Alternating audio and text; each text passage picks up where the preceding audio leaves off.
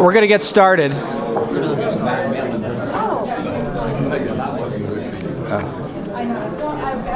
So, obviously, I'm not Ken. But anyway, my name is Evan Michelson. I'm a program officer for energy and science at the Sloan Foundation. So I just wanted to take 30 seconds to express our thanks to Ken and his team at Rice University for organizing this. This is a really impressive undertaking, from bringing everybody here together to the lunch outside to the rest of the afternoon. So we really appreciate it, and for helping to bring together the community of researchers that we've been supporting. As you can tell, this is work that doesn't just happen over a short period of time. These teams have been working individually and collectively for many years on a lot of this work, and have many more years to go in many respects on advancing the research. There are lots of other folks behind the teams that you see represented here in terms of scholars and researchers and students that we really appreciate. And for us, the interest in funding a lot of this work is really to look at the trade-offs across science, technology, economics, environmental impacts, regulatory impacts, and I think the presentations we've already seen this morning have demonstrated that quite well, and I'm looking forward to the rest of the afternoon. So Ken, thanks so much, and thank you all for coming as well.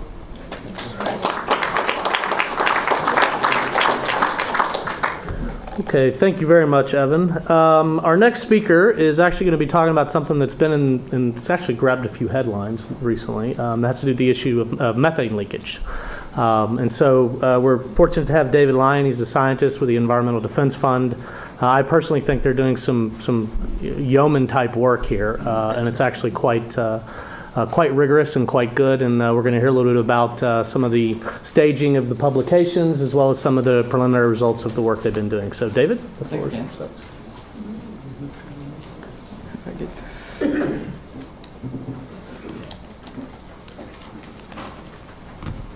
Well, first off, I work at an environmental advocacy group, and I'm going to say that the shale revolution does have clear advantages. I mean, there's economic development, there's energy security from increased domestic production, and on a per energy basis, there's less pollution and CO2 emitted from natural gas for power generation compared to coal. But that's dependent on if the development is done the right way. But there are also many risks associated with gas development. So there's ground and surface water contamination due to some of the things like tanks and pits. There can be air emissions threatening public health. A lot of impacts to the communities, often truck traffic, noise, lights. There's habitat destruction, and there's all sorts of issues. And particularly what I'm going to be talking about today is increased methane emissions. So really, to get all the benefits of the gas development, we need to make sure we minimize these risks. And if you don't, then you can really, the operators lose the social license to operate, and you'll have the public trying to obstruct new development.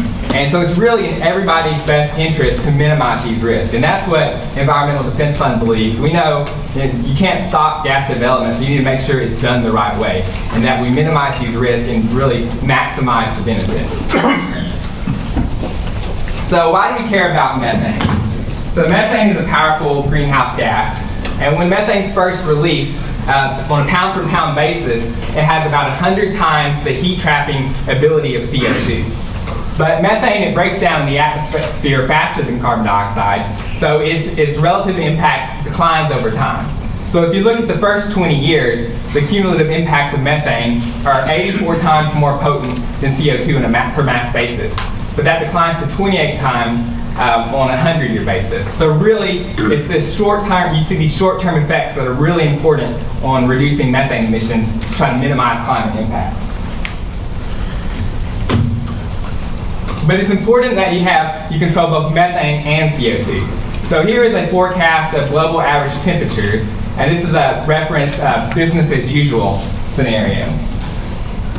So if you reduce short-term climate forcers such as methane and black carbon, you see this reduction in the increased temperature. And if you reduce CO2 instead, you'll notice you have less of a reduction early on, but more of a reduction in the future. But really what we want to see is reducing both methane and carbon dioxide to have the maximum reduction in climate impacts. So the natural gas industry, natural gas and petroleum industry are the largest industrial source of methane. So this pie chart shows the EPA's current estimate of methane emissions in the United States. So you see natural gas petroleum systems about 30% of the methane emissions. Some other big sources are enteric fermentation and manure management from livestock, landfills, and coal mining. So not only is natural gas and petroleum systems the largest industrial source, it's a special case because the pollutant, it is the product, it's the commodity. So really, there's these innovative things you can do to actually reduce emissions and increase profit for the company. And methane emissions can come throughout the natural gas supply chain, from production, processing, transmission and storage, distribution. So this entire supply chain is a methane source. And there's vented emissions, which are intentional methane emissions for things like pneumatic devices that use the power of pressurized natural gas in normal operations. But there's also fugitive emissions, and these are unintentional things like emissions like leaks from valves.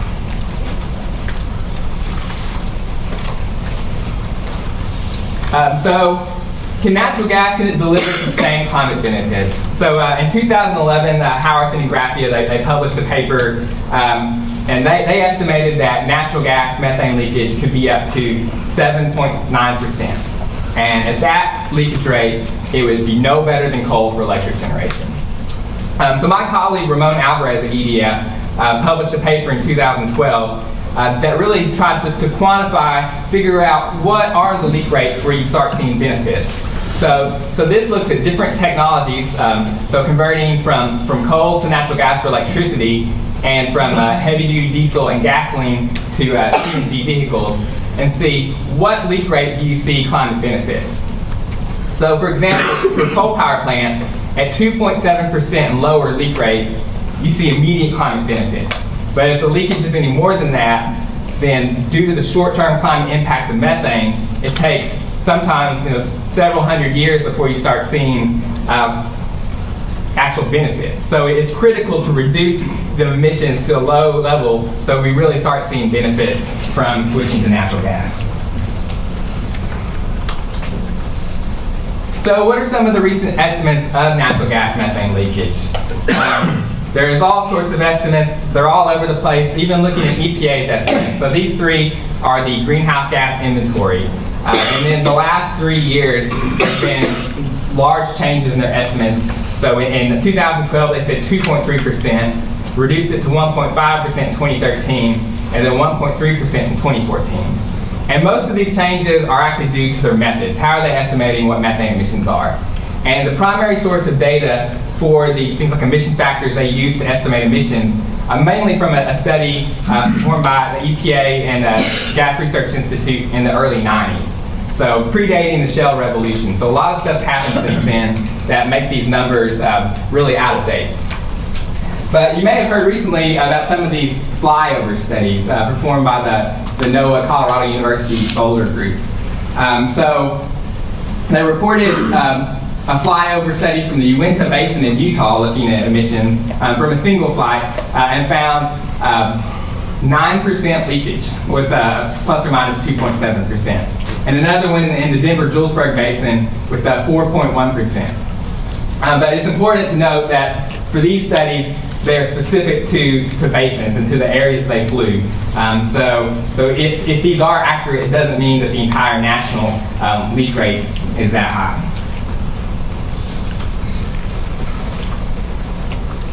But even if EPA is correct and it is 1.3%, I mean, at that rate, you should see climate benefits from switching from coal to gas and for passenger vehicles, but not for heavy-duty diesel vehicles. But even that's too much, because if you look at 1.3% leakage, it's equivalent to the greenhouse gas equivalents of 117 million cars or 146 coal power plants over a 20-year span. And also, it's the same as the annual gas consumption of 5.1 million homes, or gas carried by 127 LNG tankers. So this is a value commodity that's being lost. So 1.7 to 6.2 billion dollars lost revenue using like the Henry Hub or the Japanese LNG import price. So we don't just want to reduce methane emissions to these threshold leak rates. We want to get it as low as possible. So this shows a study that EDF contracted with ICF. So they did this cost effectiveness analysis looking at various control measures and what would be the cost per 1,000 cubic feet of methane reduced. So the size, the area of the different control technologies show you the volume of methane that could be reduced. And the height on the y-axis shows you the cost. So these green control technologies actually save money. The operators, they are recovering more gas, more value of gas than it actually costs to implement control technology. So it's advantageous for the operators to implement these. And the blue control technologies have some cost. But the good news is that you can reduce 40% of the emissions for less than 1 penny per 1,000 cubic feet.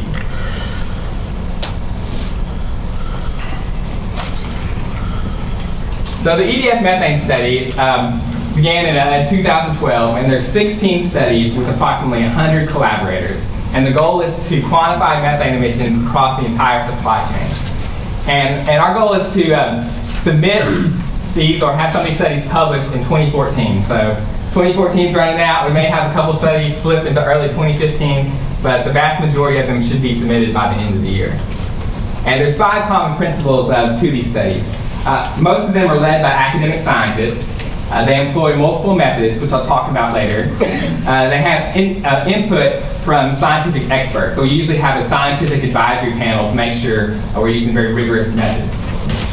We make all the data public to ensure transparency, and then we publish the results in a peer-reviewed journal. So multiple levels of control to make sure this is the highest quality science.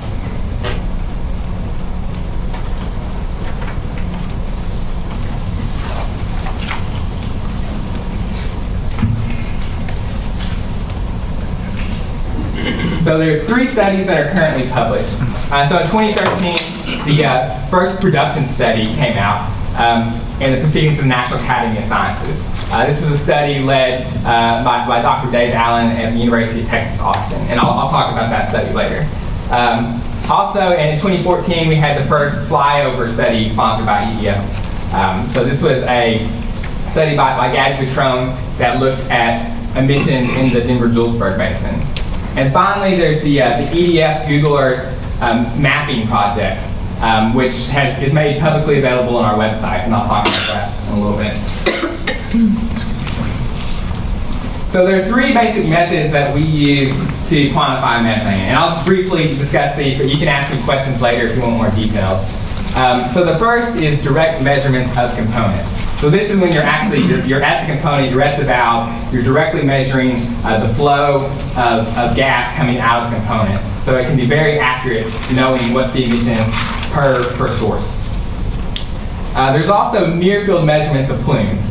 So that's when you're downwind, maybe several hundred feet to a mile downwind of the source, and you're measuring the increase in concentration in the atmosphere downwind of that source. And then you can use things like atmospheric dispersion modeling or tracers to calculate what was the emissions coming out of that site. There's also regional measurements of well-mixed air. And this is like the aircraft mass balance studies. So this is looking at the concentration of methane in a large area where the emissions from all the sources is already mixed. So typically how this works is, let's say you measure the methane concentration in an upwind transect and a downwind transect, and then you use calculations to look at the volume of air that would be mixed in. So you look at things like wind direction and the height of the atmospheric boundary layer where the surface air is mixed to figure out what's the emissions coming out of the land below that area. And the different methods have advantages and disadvantages. So the top-down studies, one advantage is you are getting the total emissions from a large area. But it's very difficult to determine where the methane is coming from. So for example, in the Denver-Julesburg Basin, there are thousands of cattle. It's the largest cattle-producing county in Weld County in the country. And cattle are a large methane source. So it takes things like stable isotopes or other hydrocarbons to figure out, is the methane actually coming from the oil and gas industry? Also, they're typically from a short time period. So the one in the Uinta Basin, it was a single flight over a few hours. So that 9% leak rate, is that a normal situation? Or maybe there were many wells that had uncontrolled completions that were going on during those few hours, and you were just measuring the emissions from short-term events. So I think typically these top-down studies may be biased high in their estimation of oil and gas emissions due to these factors. I think they are extremely valuable, and they do give you accurate estimates of the total methane emissions from the area, but it's hard to figure out, is that representative of the annual average, and how much of it's from oil and gas. So for bottom-up studies, you get accurate data at the source. I mean, if you measure methane emissions at the valve, you know it's from that valve. But the problem is it's very expensive and time-consuming. So there's a limited number of sources that you can measure. So you may only have a few sites, a couple hundred sites of the millions of wells that you can go to. And you also may miss some emission sources. There may be some you just can't sample, or you didn't think were going to be a large source, and you don't include those in your sampling plan. And the other big thing is, so after you measure emissions from sources or sites, you have to scale it up nationally using activity data. So if you have the emissions from a pneumatic device, you need to know how many pneumatic devices are there in the country. And there's really poor data on a lot of this activity data, so it may be incomplete. You may underestimate emissions if you don't know how many sources there are. So these bottom-up studies may be biased low. So now I'm going to go through briefly the 16 studies. So most of these studies, we have non-disclosure agreements with the operating our partner companies until the results are published. So I can't go into details about preliminary results, but I can at least kind of describe some of these studies.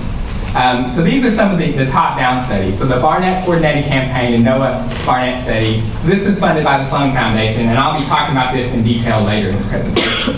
And then also the NOAA Denver-Julesburg. So the NOAA, the DJ study, they were successful in 2 aircraft flights to get mass balance estimates in Weld County in May 2012. So they estimated that the methane emissions were 26 metric tons of methane per hour. And also they estimated VOCs, and it was very similar, about 25 metric tons.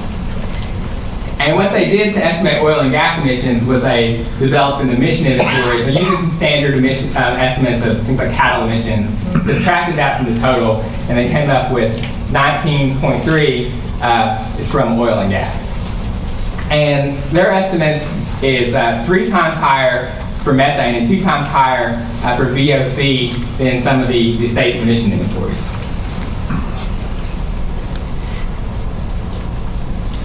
So these studies, some of the other studies of the UT Phase 1, which I'll talk about shortly. The UT Phase 2 study is another production study looking at pneumatics and liquids unloading. HARC EPA is an analysis of some data that the EPA Office of Research and Development collected. So they used vehicle-based downwind measurements of several well pads throughout the country, and then used dispersion modeling to estimate the emissions from these well pads. So for gathering and processing and transmission and storage, we have 2 studies, both led by the Colorado State University.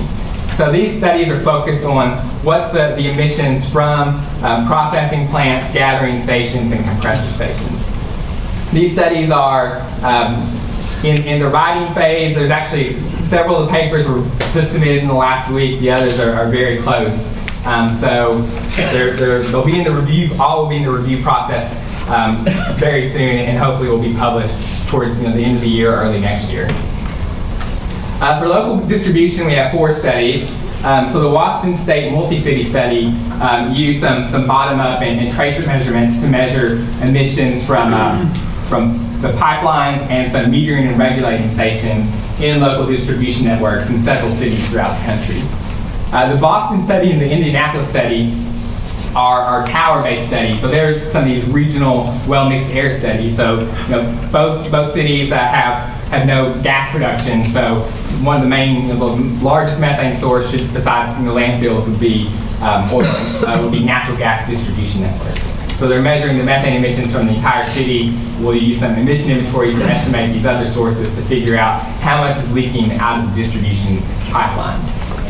And then the methane mapping project, I'll talk about in a second. And then finally, West Virginia University is doing a study looking at natural gas vehicles. So their measurements are focused on both heavy-duty LNG and CNG vehicles, but also some of the emissions from the fueling stations. And there's three other studies. So we have some pilot projects, some gap filling studies, and then a project synthesis. I'll talk about the gap filling later. And then finally, the project synthesis is after all these studies are done, it's going to be some sort of best of life cycle analysis, integrating them all together to figure out what is the national leakage of methane for various end uses.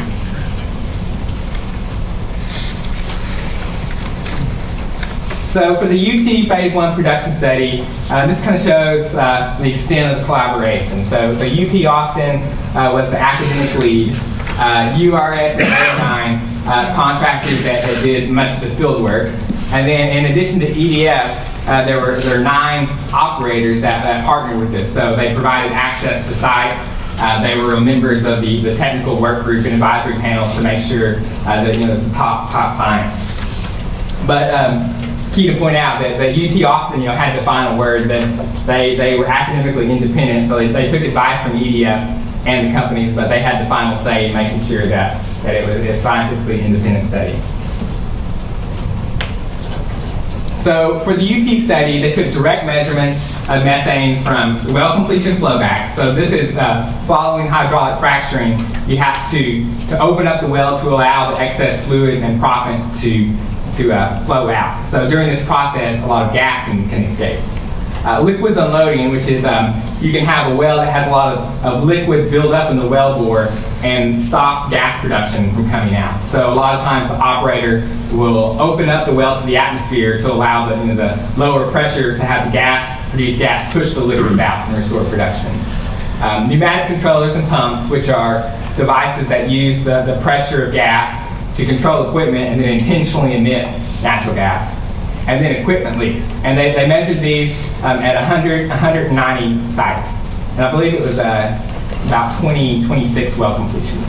And also to kind of verify some of their bottom-up measurements, they used downwind tracer measurements at 6 completions and 20 well pads to see does their near-field estimate of total site emissions, does that equal the sum of all the components that they measured with the bottom-up direct measurements. So for their findings, they found that the overall total production sector emissions was very similar to EPA's most recent estimate. But it was different from individual sources. And this is why you may have seen in the media, there were sometimes contradictory headlines about what they found. One of the main findings was that well completion emissions were much lower than the EPA estimate. And this is because 2/3 of the completions use control technologies like reduced emission completions, which capture the gas and put it into the sales line rather than venting it, rather than just venting all the gas into the atmosphere. And these are highly effective. They reduce emissions by 99%. And a lot of this is due to the federal regulation, the new source performance standard, which was partially in effect at this point, and will be totally in effect in 2015. So these companies are starting to actually control the emissions, and this shows that it works highly effectively. But they also found that pneumatic controllers and equipment leaks emissions were higher than the current EPA estimate. And so for phase 2, they decided to get really more data on pneumatic controllers, because there is a lot of variation, and they want to further understand what's causing this high emissions in pneumatics. And then also for liquids unloading, in phase 1, they took 9 measurements. A few of them were very high, a few of them were very low. It's just the variation was too high and the sample size was too small for them to make any conclusions. So they're sampling a lot more sites for phase 2 to really better understand what are liquids unloading emissions, and then they'll estimate the national emissions. So the methane mapping project, it was a collaboration with Google Earth Outreach and Colorado State University, and some utilities, including Citizens and National Grid. So the Google Earth streetcar vehicles, in addition, with having their cameras and normal equipment, had methane sensors and meteorological on the cars. So they would drive around the streets and get the concentration of methane, and then Joe Von Fisher at Colorado State developed an algorithm to figure out where's the methane coming from, and then what's the relative size of the leak. So he didn't quantify it accurately, but he could fit it into low, medium, or high. So they did this in 3 cities to start off. So Boston, Indianapolis, and Staten Island in New York City. So what they found is that Boston and Staten Island had a lot of leaks. And this was due primarily to they having very old infrastructure. There's a lot of cast iron pipe, and it's notoriously leaky. And the utilities are aware of this. It's going to cost billions and billions of dollars for them to replace all the pipelines. But this can really help the utilities too, because now they know the location of some of these leaks. And I'll stress these are not imminent hazards. So the utilities have to immediately repair any leaks that are a danger to the public. So these are the leaks that they're not an imminent danger, but are contributing to climate impacts. So now they can maybe help them prioritize which sections to replace to get lower emissions. And for Indianapolis, they only found 5 leaks. And that's because it's very new infrastructure. It's mostly plastic pipe. It has a much lower leak rate. So this shows that if you replace cast iron and older infrastructure with plastic, you can drastically reduce emissions. And we have on our website, if you want the Google cars to come to your neighborhood and map the infrastructure, you can sign up on the website. So now for the Barnett Shale Coordinated Campaign, it was funded by Sloan Foundation. So what this was is, I talked about the bottom-up and the top-down methods and how there's advantages and disadvantages to each method. And you may hear a lot of this in the media. A lot of people say one's better than the other. Or the top-down always overestimates, the bottom-up underestimates. Well, we really thought this needed to be addressed. And the only way to do it is simultaneous top-down and bottom-up measurements. So we chose the Barnett Shale Basin to really test this out. So there were 10 teams that had simultaneous measurements occurring in October 16th through 30th last year. So here just gives some examples of the kind of scales of measurements. So from individual measurements of components at compressor stations, vehicles driving downwind of sites, aircraft circling facilities, and then the NOAA team making their very large regional flights to get the total emissions. So a brief description of the various groups. So West Virginia took direct component measurements at compressor stations. Washington State University measured the local distribution, the M&R stations. So these are the above ground meters and regulators you see associated with the local distribution networks. Picaro, they measured well pads. So Picaro as an instrument maker has the most accurate or most precise methane instrument on the market now, and they've developed a method to estimate the emission rate from facilities that they measure downwind. University of Houston used their mobile air quality lab to measure emissions and then to estimate the emission rates from well pads, midstream facilities, including processing plants and compressor stations and landfills. Same thing, Aerodyne also had a mobile lab and took downwind measurements of these sites to estimate emissions. We also had aircraft that were used for these near-field measurements, so they're flying much tight circles around facilities to figure out what's the emissions from the individual facilities. So Purdue, they used their research aircraft to focus on midstream facilities and landfills. And then Princeton and UT Dallas teamed up. They built a remote control model aircraft. And they flew it around a compressor station with the company's permission to estimate emissions several times from the facility. We don't call it a drone, especially in Texas where there's laws against using drones without permission.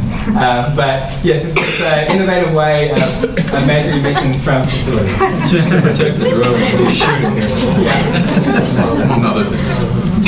And then also we had Standard Geophysics and Shale Global Solutions. They have an innovative method. And so this is actually their flat track, the green one. So they fly kind of this raster pattern, and then they use an extremely advanced inverse dispersion. It's a Markov chain Monte Carlo analysis. So basically, he can figure out where the emissions are coming from and what's the emission rate in this flight area. And then also the aircraft-based regional measurement. So the NOAA group, also with some other people, Scientific Aviation, University of Michigan, and Penn State, they have mass balance measurements to Barnett on multiple days. So you saw the previous studies, they had 1 or 2 days where they had good measurements. There's a lot more on this. It's not going to be 14, but it's going to be significantly higher than the previous studies. But also we need information on figuring out where's the methane coming from. The Barnett has some very highly urban areas. There's a lot of landfills, particularly in the Fort Worth area. So we had UC Irvine and University of Cincinnati collect air samples for stable isotopes and hydrocarbon ratios. So they would take these both of well-mixed air and at the source. So they would go next to some cows or go next to a well and collect a sample to figure out, really get a fingerprint of what's the emissions look like coming from that source. And then Picaro and Duke, they work together with the Picaro flux vehicle, and we take some stable isotopes to really figure out where's the methane coming from. And then University of Michigan, they had an ethane analyzer in the NOAA aircraft. So in addition to be able to get the total methane emissions, you can get the total ethane emissions. And since the ethane, almost all of it should come from oil and gas facilities, it really helps you figure out, what's the percentage of the methane from oil and gas. So now we're working on the synthesis of all this research. So summarize the multi-scale measurements. I've been working a lot on a spatially resolved methane emission inventory. So we want to know, basically, similar to the economic geology, some of the maps I'll show to the Barnett, it's going to be a similar thing. It's a gridded emission inventory showing in each of those grids what's the methane emissions and how much comes from each source. And by doing that, we'll be able to compare the exact spatial domain, so we can look at the footprint of where the NOAA aircraft estimated emissions and say, using our bottom-up methods, what do we think the emissions are, and compare the top-down and bottom-up. So here are just some pictures of all the fun we were having, some of the research aircraft, the remote control aircraft, some of the research vehicles and direct component measurements. So it was a really fun time. It actually ended a year ago today. But currently, a lot of the papers are very near finished. We're working on the synthesis papers, and we're hoping to have them submitted within a month or two. So hopefully, early 2015, the results will be public. So also, we have these gap filling studies. So what this is as after the fact, we're looking at all the other studies, and we say, are there any areas where there could have been methane emissions that we missed? So now we're coming up with more quick studies to try to figure out what are these methane emissions, really, and also they can help guide future studies. So one of the studies are abandoned wells. So there's about 1 million abandoned wells in the country. How big are their methane emissions? Because even if it's not much per well, with 1 million, it could really add up. So we have Conestoga Rovers and Associates going around to several basins and taking direct measurements at abandoned wells to figure out what's the relative order of magnitude of their emissions. Is it something that we should be concerned about, or at least dedicate resources to for a larger study to figuring out if there's a substantial methane source? And then what is the frequency of super emitter sites? And I'll describe this a little bit later, but so we have a helicopter-based team with an infrared camera. You've seen these, but they can make methane, they make hydrocarbon emissions visible. So you can look at a site and see a leak. So they use their helicopter, and then we give them a survey area that we selected, stratified random sampling. So we'll go to, let's say, some random areas in the more wet gas area in the Barnett and the dry gas area. And they'll survey every oil and gas site in these areas and figure out what's the frequency of sites with visible emissions. And you can't quantify emissions with the infrared camera. They do give a qualitative description if they think it's small or large, but really to get an idea of what does that mean. We had in 2 basins other aircraft that would go to sites that they saw visible emissions and would use these near field measurements and circle the site to try to quantify how big are the emissions. So what do I mean by super emitters? So this graph shows you 2 data sets. So the red is the UT phase 1 study, and the blue is the Fort Worth study. It was a study commissioned by the city of Fort Worth, used ERG and Sage Environmental, looking at emissions from oil and gas sites in the city. And this x-axis shows you the percentage of sites in increasing order of emissions. And then the y-axis is a percentage of emissions. So what this shows you is that the 50% of sites with the lowest emissions contribute from about 3 to 10% of the total emissions. But if you look at, let's say, the top 5% of sites, they contribute 27 to 45% of the total emissions. So it's critical to reduce emissions. You need to find these sites. Most of these sites, really, there's probably not a lot of opportunity for emissions reductions. It's focusing on these high super emitters to really make the biggest difference. So, what does a super emitter look like? So this is a video taken by the helicopter in the Barnett Shale of a tank. And it even has an infrared shadow. I don't know the exact emission rate, but this is about 500,000 cubic feet per day well. And my guess is what's happening is that the separator that separates the liquids and the gas is probably about as stuck. So I think what's happening is the entire gas production of the well, instead of going into the sales line, it's coming out of the tank. So this site probably has 100% leak rate. So really, how common are these sites, and also, how quickly are they fixed? I've heard several things. I think a large operator probably would know this is happening pretty quickly. They see production drop off and they go fix it.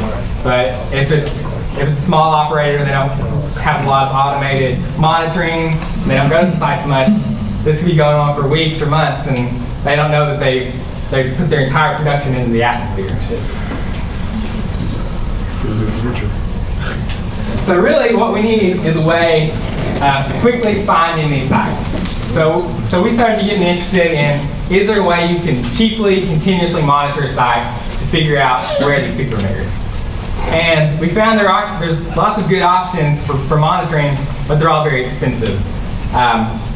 Like for example, the infrared camera is about $80,000. And so it's not something you're gonna leave on a site. And there are a lot of cheap methane sensors, but most of them just weren't quite the sensitivity to be of use. So we're also funded by the Sloan Foundation. So the other part of this project is the Methane Detectors Challenge.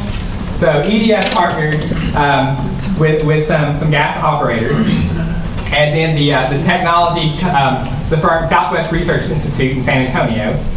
And then we had a request for proposals for technology companies to submit low-cost, continuous methane detectors.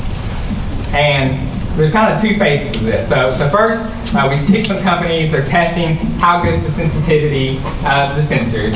And then the second phase, well, anybody who advances on, really kind of test these sites in the field.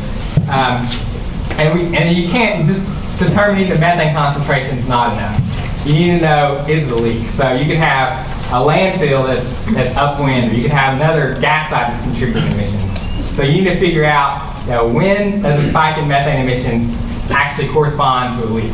Because the worst thing that can happen is having false alarms going off every few minutes, because then they're going to ignore it. You want to know when is it very likely that you have high emissions. So currently the first phase of testing is going on at Southwest Research Institute. So then we'll give the technology companies some time to improve their technologies, and then in September 25th, we'll begin some industry pilots. So these operators will purchase a certain number of these instruments and test them at their sites. So the goal is that you'll actually have a marketable product, and that there'll be a high demand, and that a lot of operators will start installing these kind of sensors. And this is also, you may have heard of the ARPA-E effort. So they have a similar project, but they have an even more advanced high-tech goal. So they want to actually quantify accurately emissions. So that's kind of the next step, is you not only know when the emissions are happening, but you know how much it is. And we're talking about some of the performance-based regulations. Well, if you could do that, then you could actually have every oil and gas site continuously monitoring what is their methane emissions. So it's verifiable information that they're controlling emissions. So here are just the five proposals that we selected. So Honeywell is a major instrument manufacturer, and Sincere is a Swedish company. So they have a point source NDIR sensor. Dalian, a Chinese company, and Quanta3 is a U.S. startup. They both have these open path laser sensors, so they don't need to be in contact with the gas. They see the gas in between a laser and sensor. And then two academic groups. So Oakland University has a electrochemical sensor, and then UC Boulder, they use existing sensors and then integrate them into circuit boards for very low-cost systems. So to summarize, the natural gas industry is the largest industrial source of methane, a powerful greenhouse gas, particularly a lot of short-term climate impacts. And EDF have a series of studies using multiple methods to try to figure out what's the emissions from the entire supply chain. And with the Barnett Shale, really the goal is to look at what's the differences in the top-down and bottom-up methods, and can we integrate them to really better understand emission sources. And methane emissions can be cost-effectively reduced.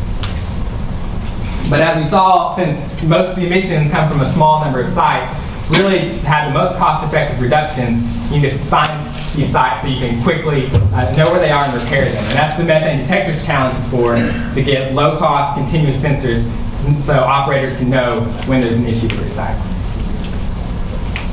All right, thanks.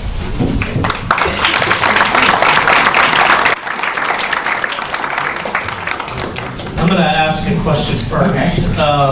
And I think I had mentioned this to you in some email exchanges. The study that was published in Earth's Future using satellite measurements of methane emissions. Can you make some comments on that?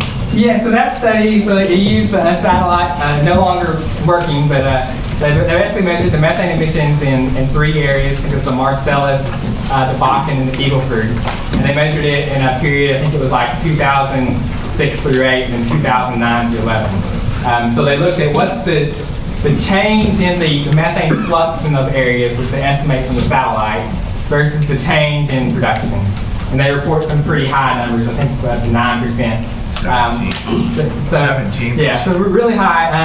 I think there's a couple issues. One is that satellite, I know that it's very difficult to interpret the satellite data. And I've heard from other people who've used the data that it's not very reliable after 2009, so there may have been some data quality issues.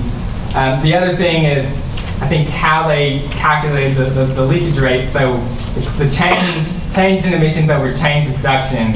And they say that assumes that the emissions from the new production is the same as the existing production. But I think in that time period, particularly in the Bakken and the Eagle Ford, people probably weren't using the reduced emission completions. And there were tons of new wells being drilled at that time. So it's possible that there's a lot of these short-term emission events, people venting the gas production after a new well was hydraulically fractured. So I think if the data if it is high quality, I think it is possible you could have very high emissions, like they said, but it's not indicative of a leak rate of operational facilities. Given what you know today, what percentage of oil and gas methane emissions would you attribute to flaring? Flaring itself, probably pretty low. Particularly, because the Purdue group did some measurements in the Bakken, and they found that flares, when they're working, have extremely high control effectiveness. I think it was like 99.8.9% oxidation of methane to CO2. I think some of the Eagle Ford ones probably not as good. The more the problem is when the flares stop working, and I think more than that is the venting. So for a greenhouse gas perspective, it's better to flare than vent since you should oxidize the methane to CO2. But there's of course all other pollutants produced, and when you flare, you are wasting all that gas. So I think even if it is a small percentage, it is something that should be controlled. You're giving a lot of percentages. I'm just curious, is there a danger level for methane in the air? Is there a goal of what we want methane to be at? How do all these percentages basically come together? Oh, I mean, there is a danger level and concentration, but it's extremely high. It's like 5%, I think, is the explosive limit. But for actual climate impacts, I mean, even at the low, you saw even the best controlled temperature projections had a really high increase in climate in the average temperature. So, I mean, the lower we can reduce it, the better, because I think climate-wise, we're past the tipping point. We are going to see large increases in temperatures. So we need to do as much as possible to try to minimize the climate change impacts. You couldn't show the data, but in this study where you're doing the top-down and the bottom-up comparison, can you just generally speak to, is top-down good enough? Are you seeing agreement in the data? I can't get into that exactly, but I can give some highlights. I don't want to give away the big picture, but one thing is it's critical when you do your bottom-up inventory to know where all the sources are. So I think generally the top-down gets a good estimate of what's the total methane, but do you know actually how many wells there are, how many compressor stations, how many cows, how many landfills? You need to know that to actually make a good comparison between the top down and bottom up.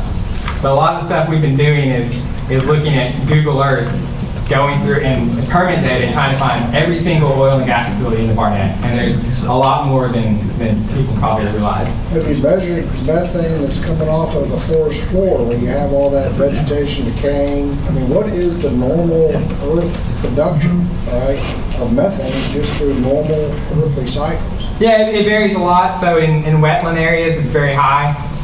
In arid areas, typically low. But in the arid areas, you could have geologic seepage. So yeah, it is an issue, and that also is one of the unknowns, is how much methane is naturally seeping out of the earth. So what percentage of the natural gas industry is contributing to what the earth is doing through natural gas seepage or from marshes and swamps? I'm not sure the exact answer. I think globally, is around half of it's biogenic. So there is a lot. But it's still, I mean, the methane emissions from industry is substantial, both in the economic value of the gas and in the climate impacts. But yeah, those are sources, and I think more attention needs to be paid to those sources to really figure out what are their emissions. Yes? You had the chart with what the cost would be for various ways to reduce methane emissions. Would they be effective at the really bad sites, or is that really just an operation thing because they're not measuring it and they're not paying attention? Well, the cost effectiveness of the control technologies? Yeah, I mean, those are just made a lot of assumptions with just the gas recovered. But yeah, I mean, it could be more expensive to implement control technology at a site that has things going wrong. So I mean, it's going to vary. It's going to depend on each individual site. No, I was just wondering, is that a good way to even attack the really bad ones, or do you really need methane detection to catch them? Oh, I think you need methane detection because, I mean, there's a lot of these that may be a really easy thing. You maybe just have to close the valve shut a tank hatch. It could be something So that even though you have the right equipment, you got the valve open, so it doesn't run. yeah, you have to know. It could be something that takes 30 seconds to fix, but you have to send somebody out there, and you need to know when to send them out. Last question. You think as measurements improve that the mineral owners or in state or federal mineral owners, in addition to private, would start raising hell about the lost income? When do you think the measurements will be standardized and abundant enough that that sort of monitoring can happen? I mean, a little bit of it happens now. The Texas Tribune just published a video. Hugh Fitzsimmons in the Eagle Ford, he's a rancher, and he bought an infrared camera and went around to sites on his property and has images of leaks. I think he's more concerned about the environmental impacts, but that's still evidence that royalties that he could be getting are going into the air. So that's still very expensive, but there are, I think, some of these low-cost sensors that we're helping to develop within a few years. Maybe somebody could have it on your cell phone, and you can measure the methane emissions, and it will be common. Thanks, Evan.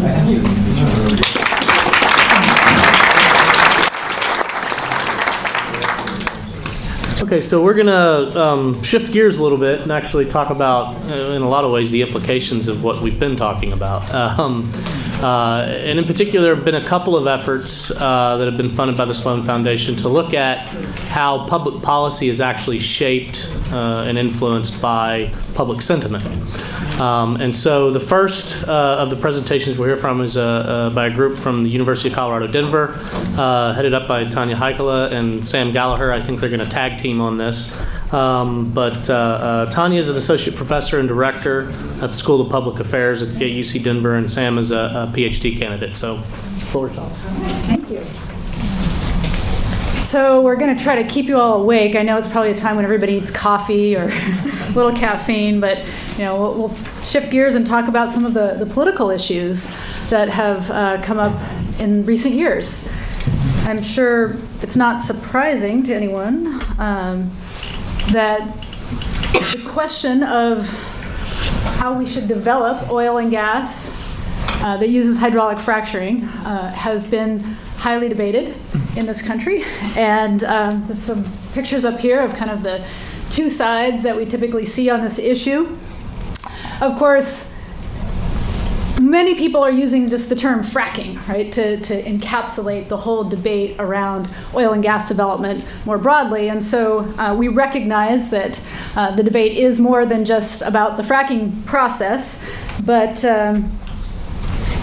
those are the words that are getting captured, and those are kind of the ideas that are getting picked up in the media and getting picked up by various organizations that are involved in this. And this is just a count of newspaper articles from the Houston Chronicle in green and the Denver Post in blue and the New York Times in red of stories that have discussed this topic in recent years, starting in 2003 to 2013. And because of the high saliency of this issue, we've decided that we would like to really understand kind of what are more of the nuances going on around this topic, not just who's in favor and who's against, but what are some of the perceptions and perceived problems that different actors have on this particular topic. So the population that we're studying is not the general public, just to make that clear. The actors that we study, we've labeled them policy actors, but these are generally people who are actively engaged or knowledgeable about this issue. And they may be employees of nonprofit organizations, grassroots organizations, industry associations, governments. But they're generally people that get involved, that know something about it. And it's a challenging group to study in some ways because there's no magic list out there, if you want to actually study them, to say these are the policy actors. So we have to identify these people through various mechanisms. Typically we use a modified snowball sampling approach. We can get into that later. But we're focusing here on some of the results that we've collected for the states of Colorado, New York, and Texas. And we're going to emphasize Texas here because obviously we're in Texas, but it's interesting to have this comparison across the 3 states. So in this particular study, which was funded by the Sloan Foundation, and we're completing some of the results from this study currently, and we're moving into some other phases of our research. We have done a number of different methods. So we've done some interviews in each of the 3 states with a small number of people, about 10 to 15 people from different types of interests and organizations. Those interviews also have informed a survey that we conducted over the past couple of years in each of the 3 states. And then we've done some media and content analysis, and also done something called hyperlink analysis, which is just simply a technique that looks at how websites are linking to one another. And it gives you some indication of some of the networking that's going on around this issue. So again, some of the key questions that we look at are general positions on the topic of oil and gas development or shale development that involves hydraulic fracturing. What are the perceived problems? What are some of the preferences for who addresses those problems and levels of government? And then we've also asked a few questions about recent regulations and policies. And we're going to focus today on some results from our survey data. So we do have other data from the interviews and from our media analyses that we won't spend a lot of time on today, but we'll get into that primarily into the survey data. And we've had a big research team of students and colleagues who have helped us with this. I want to acknowledge Chris Weibel, who's the co-PI on this project, who couldn't be here because he's teaching. But Sam, our PhD student, is here and ready to share some of the results. So again, keep in mind we're talking about policy actors. These are the people who are not the general public per se, but people who typically know something about this issue.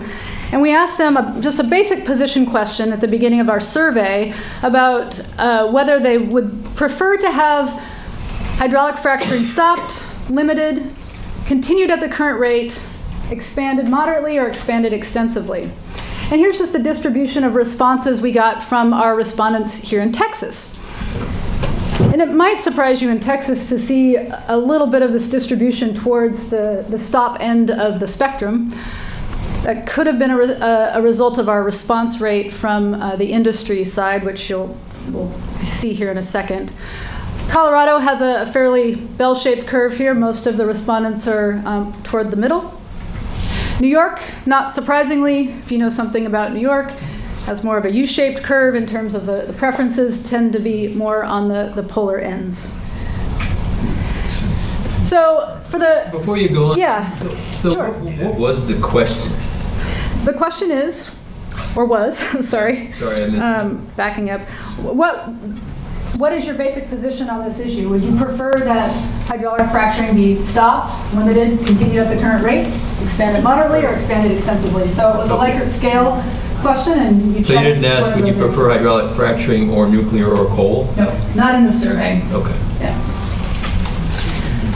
So for the rest of the results that we're going to present, what we've done is tried to lump the respondents into 2 groups just for the purposes of simplification. So it's a little easier to compare some of the differences.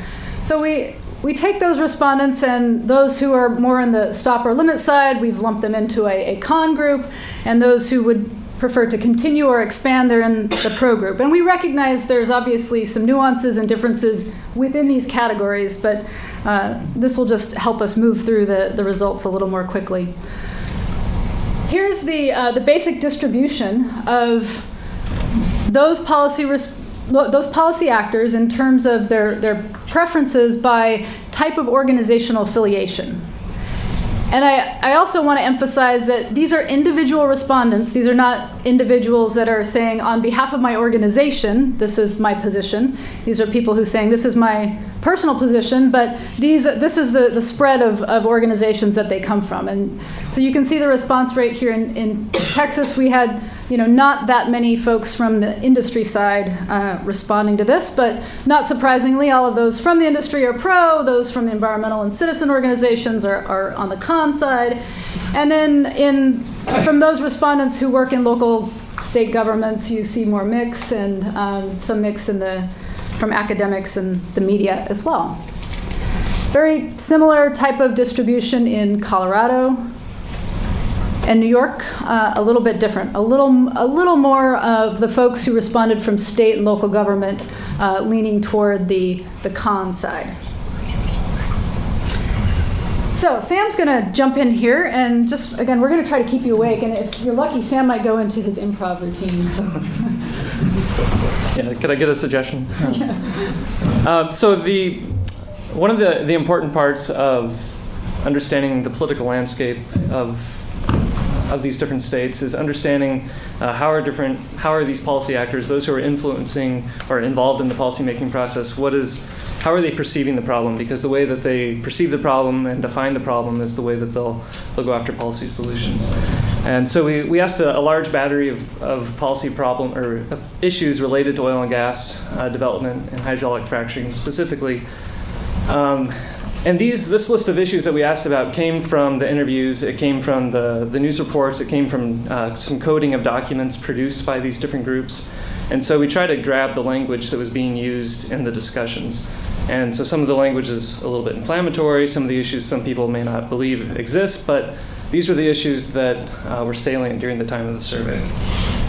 So a few of here are four of the environmental issues that we asked about within that battery of questions on how do they perceive air quality degradation as an issue, how do they perceive competition of water supplies as an issue, the nuisances from well site development and production, and then the contamination of ground and surface water.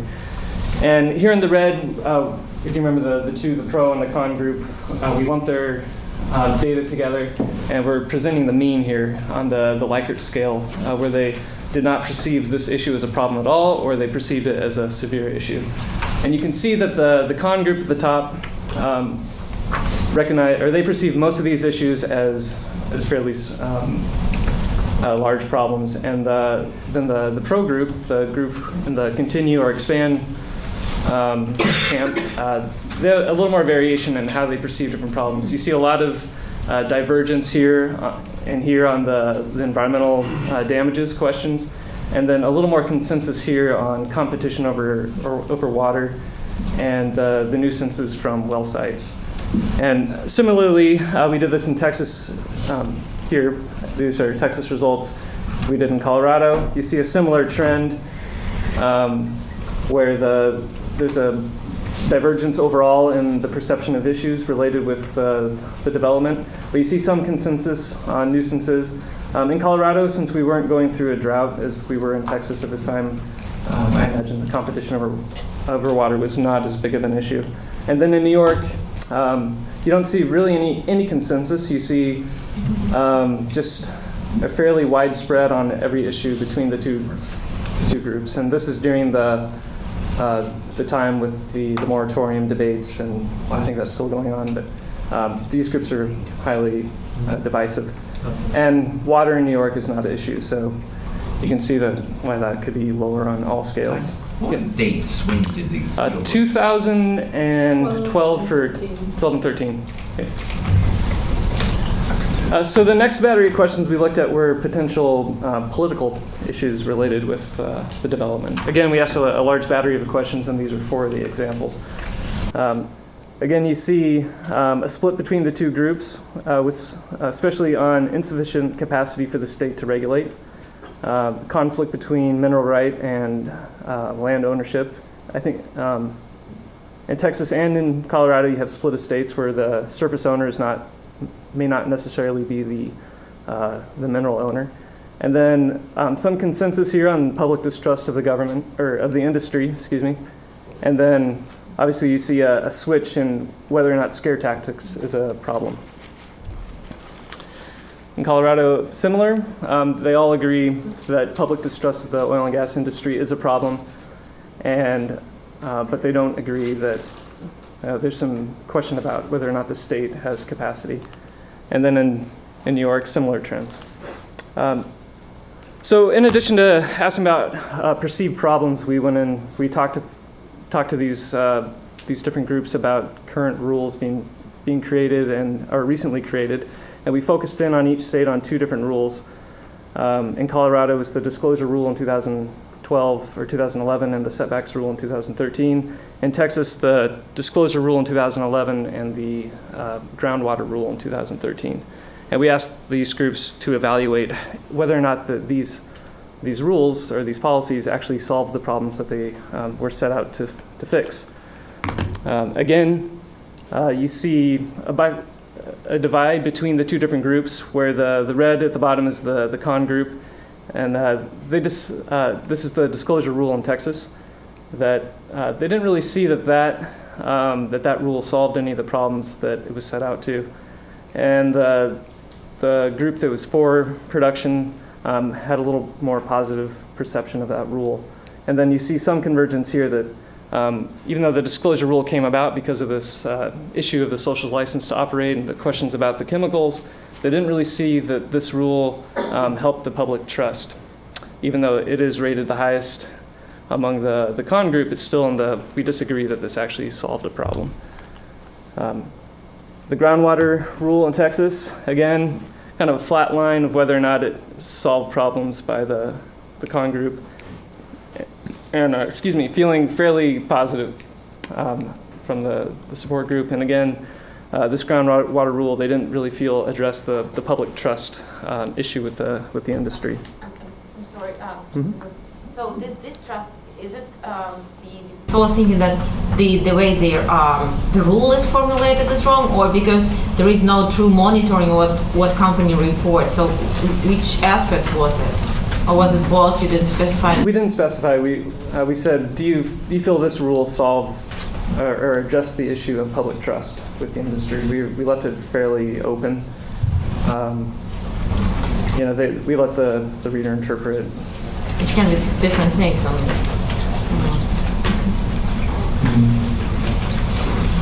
Likewise, in Colorado, we see a little more agreement overall of whether or not the rule.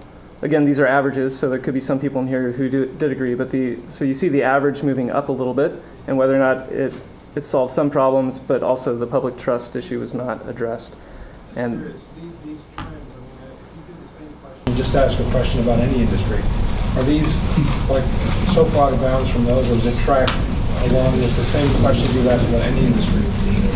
We haven't asked the questions of other industries, so. It would be interesting. I wonder if this is like along the lines of what people just generally have, is a general mistrust of industry, or if it's this industry. Yeah, and it's a great question. Mm-hmm. And we are.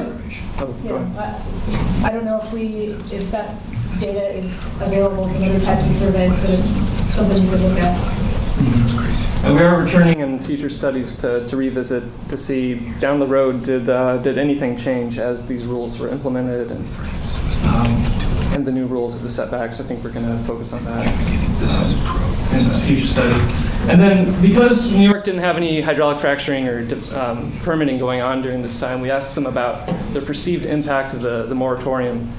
And what I find interesting about this graph is that you really get to see the different frames that these groups are using to identify what the issues are from the pro side and the con side with hydraulic fracturing. You see, okay, so because the moratorium is stopping hydraulic fracturing, the environmental groups and the citizen groups really see it as having a positive impact on environmental quality and public health, where because the other side, the industry groups, industry associations, and those who were for development, they don't believe that it does impact the environment. They're saying that the moratorium isn't really having an effect. And here you actually see a negative effect, and I believe that's the greenhouse gas argument that they're making, that it does replace some coal methane.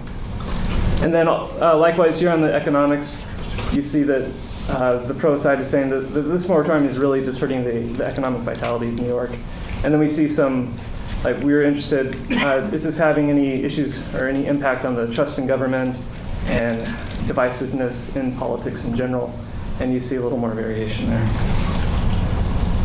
So what are the actors' policy perceptions of the appropriate levels of government? So whether or not they believe there's an issue, the level of government, should it be at the federal level, the state level, the local level, where should these issues be addressed? Again, we asked a large battery. We're just going to show you two quickly here, one on water monitoring and one on public nuisances to get an idea of an issue that might have a very large externality, like water degradation, and one that has a very small externality on public nuisances like noise and dust.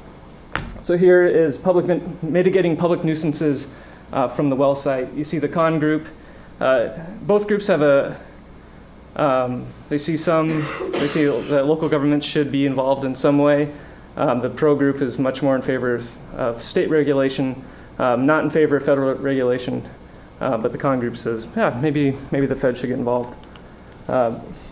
Mitigating, this is so Texas, same question in Colorado. You see a lot more local government here, but very similar distribution between state and federal on the two sides. If you flip the political color scheme just for fun. It was con seems Red and blue, you know, just. Pose, yeah. Yes. Oh. Just to mess with you.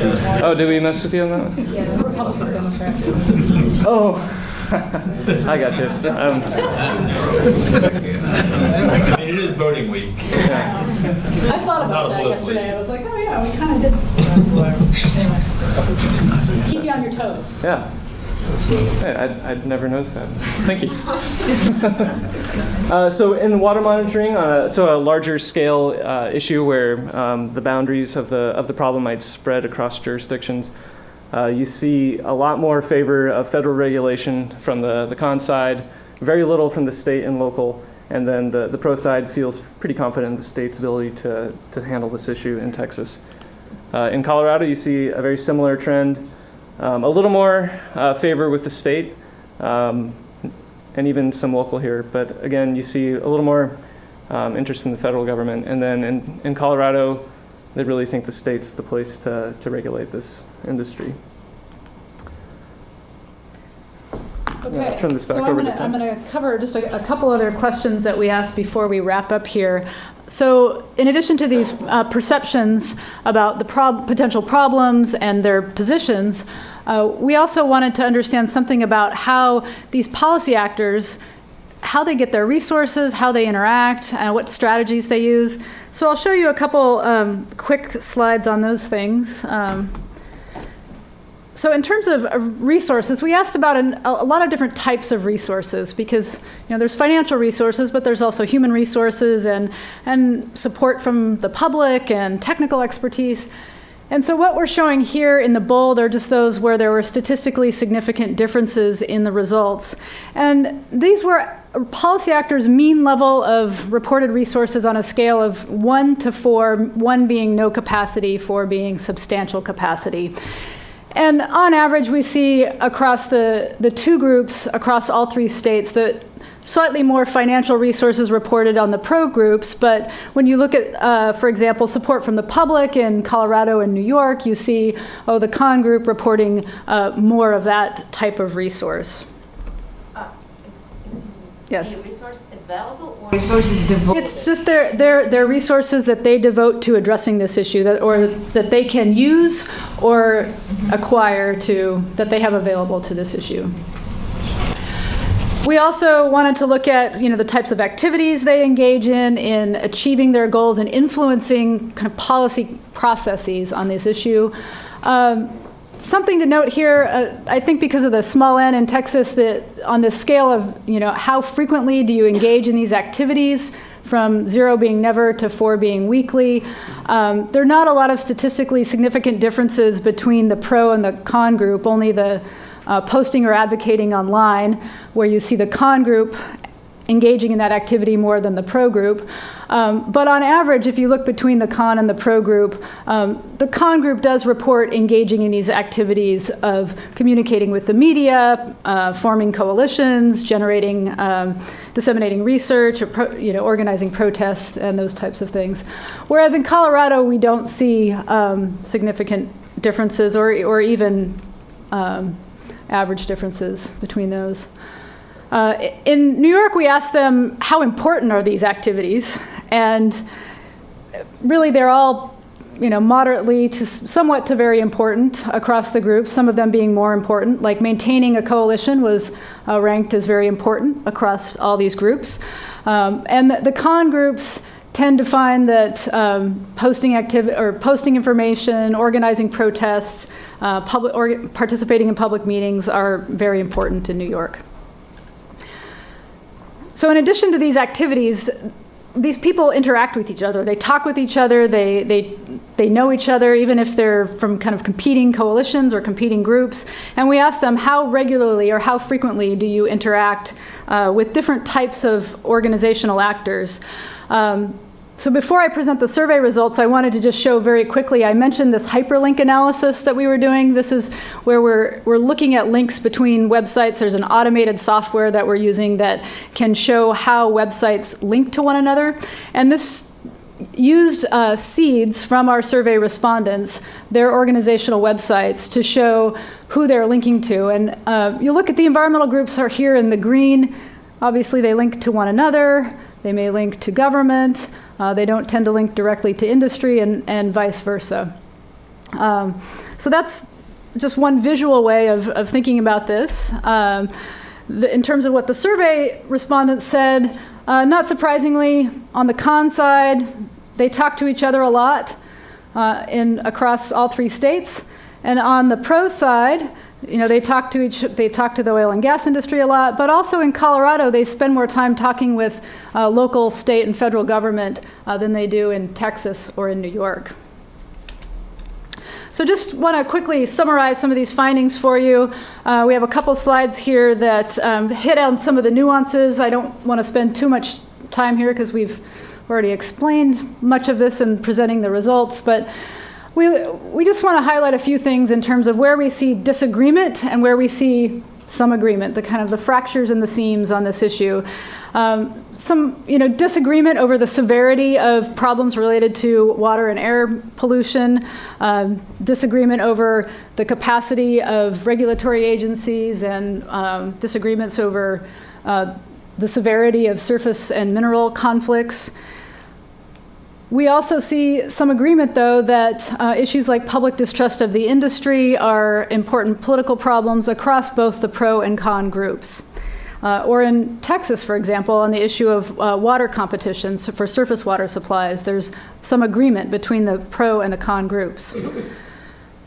And in terms of those kind of resources, interactions, and activities that I mentioned, a lot of nuance going on in the data. A couple interesting things just to point out. In places like in Colorado and New York, we're seeing the con groups saying they have more support from the public, more support from the media in Colorado, but on the pro side, more financial resources, and here in Texas, reporting more support from government than what you see on the con side. And I won't get into all these details because we are running out of time.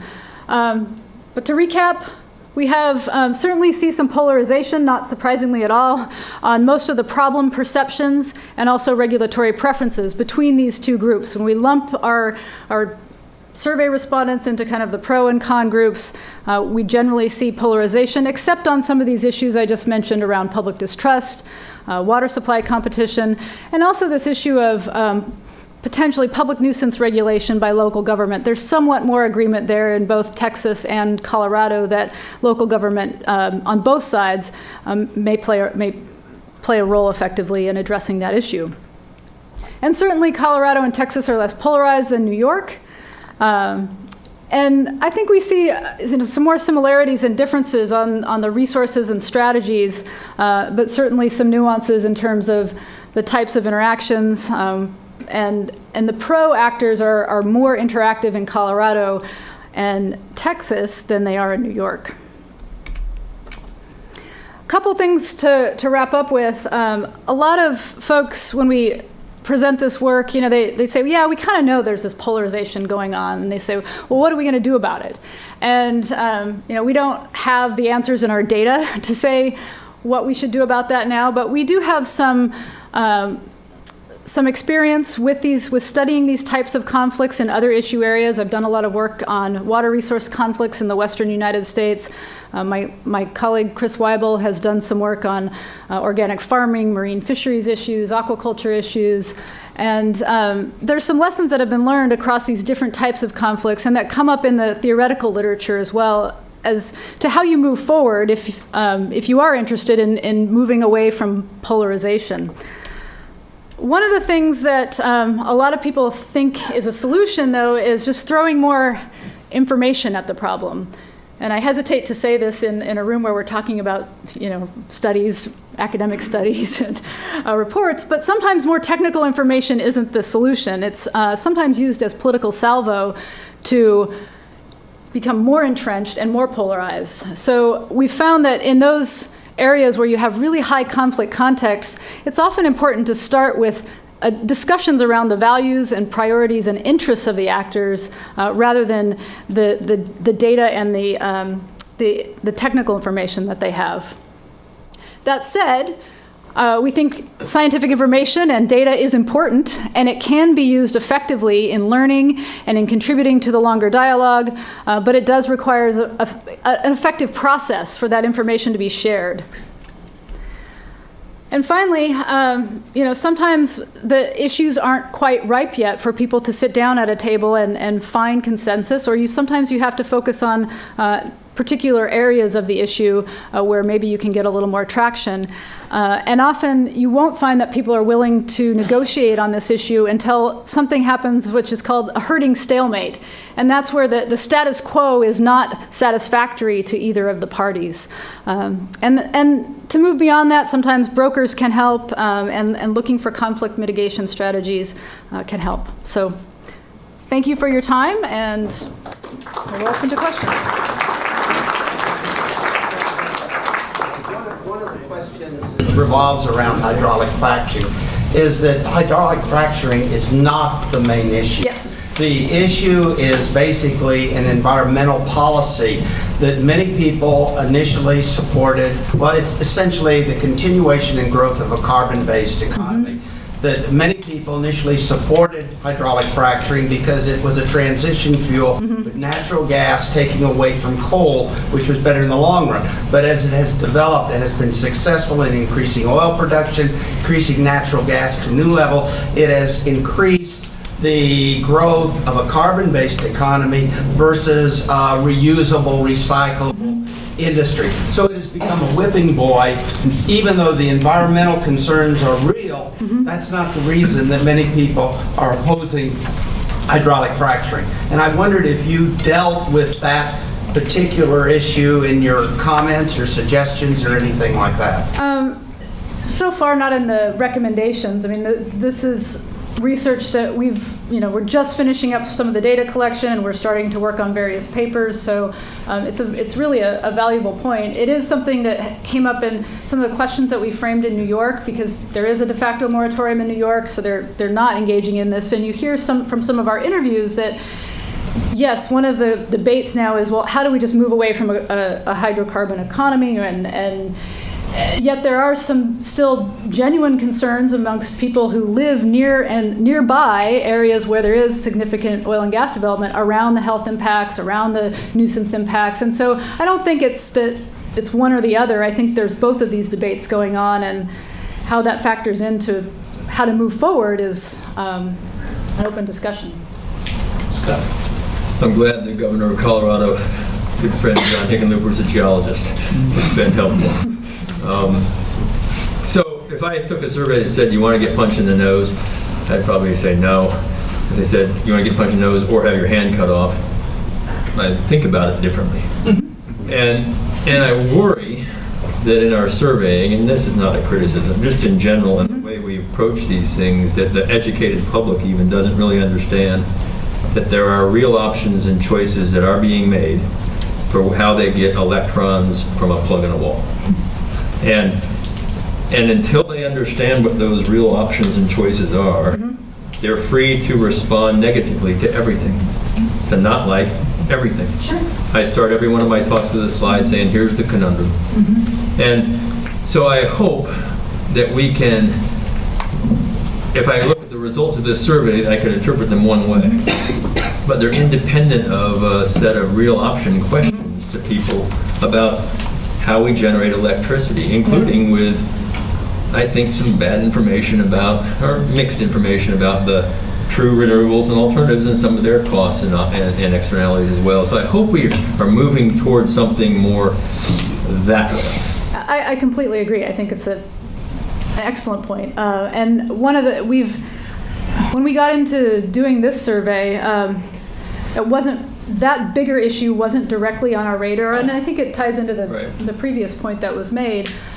We are doing a follow-up study. We're currently working right now with funding from the Sloan Foundation to do a survey of the policy actors who are working at the national level on some of these issues. And those questions about the energy trade-off, we're going to try to work into this next round of survey. And then we're also collaborating with folks at CU Boulder on their National Science Foundation study. It's part of the social science piece of that project. And we're going to do some follow-up surveys in Colorado, both at the state level and the local level. And I think it's an issue that just keeps coming up. And a neat template or sort of an experiment that's been run would be to go to Germany and interview people now and see what they're thinking post-frac moratoria, post-nuclear moratoria, Fukushima, and now burning more lignite and importing it from the U.S.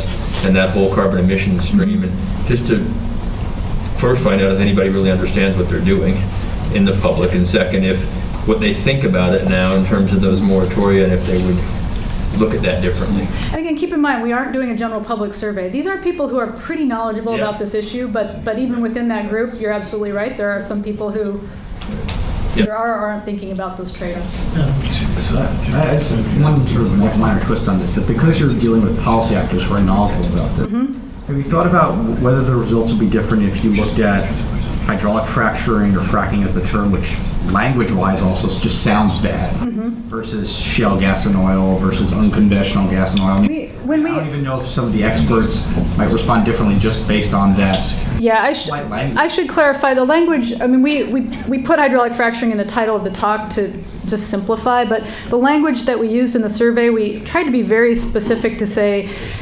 shale, oil and gas development that uses hydraulic fracturing in the questions, and not just say hydraulic fracturing as just that, because it is a loaded word and we recognize that. On you said you're going to try to go back. One of the things I noticed that on your citizens groups, every citizen group was always 100% con. Right now in Denton, there's an election going on about fracking. Okay, there's citizen groups up there that are pro. So I would think that in your next study, you try to go find some citizen groups that would be pro, because it's impossible that every citizen group that you surveyed is against it. We tried not. I mean, we didn't pre-identify their position when we found them. The method that we used to find any of these people was to start with our interviews of people who are well known on the issue from, working at state agencies and in the industry, prominent actors. We do some snowballing. Who should we be talking to? We do web-based research to find out who's posting information on this issue. We read newspaper stories to see who's being cited in the newspaper. So there's a lot of different ways we use to find those actors, and sometimes they respond and sometimes they don't. In the interest of time, I'm going to actually take a liberty of asking the last question, because I'm going to ask the same question to Marvin and Bob. Have you thought about how all these results ultimately come together to create a change in policy direction? It's something that we have looked at some of the questions around what led up to the different disclosure rule in Colorado and in Texas, and so there's some policy change questions that we're exploring kind of within our study, but we haven't published that yet. It's there. So. Well, you're thinking. Yes, we're thinking about it. All right. Well, hold on. Thank you very much.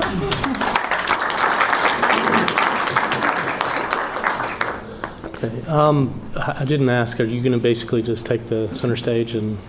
I think he's going to answer. Okay. Very good. I thought you were. No, I know he is, but that's fine. No, I am. I don't know. Are you going to talk at all? But anyway, that's fine. So our next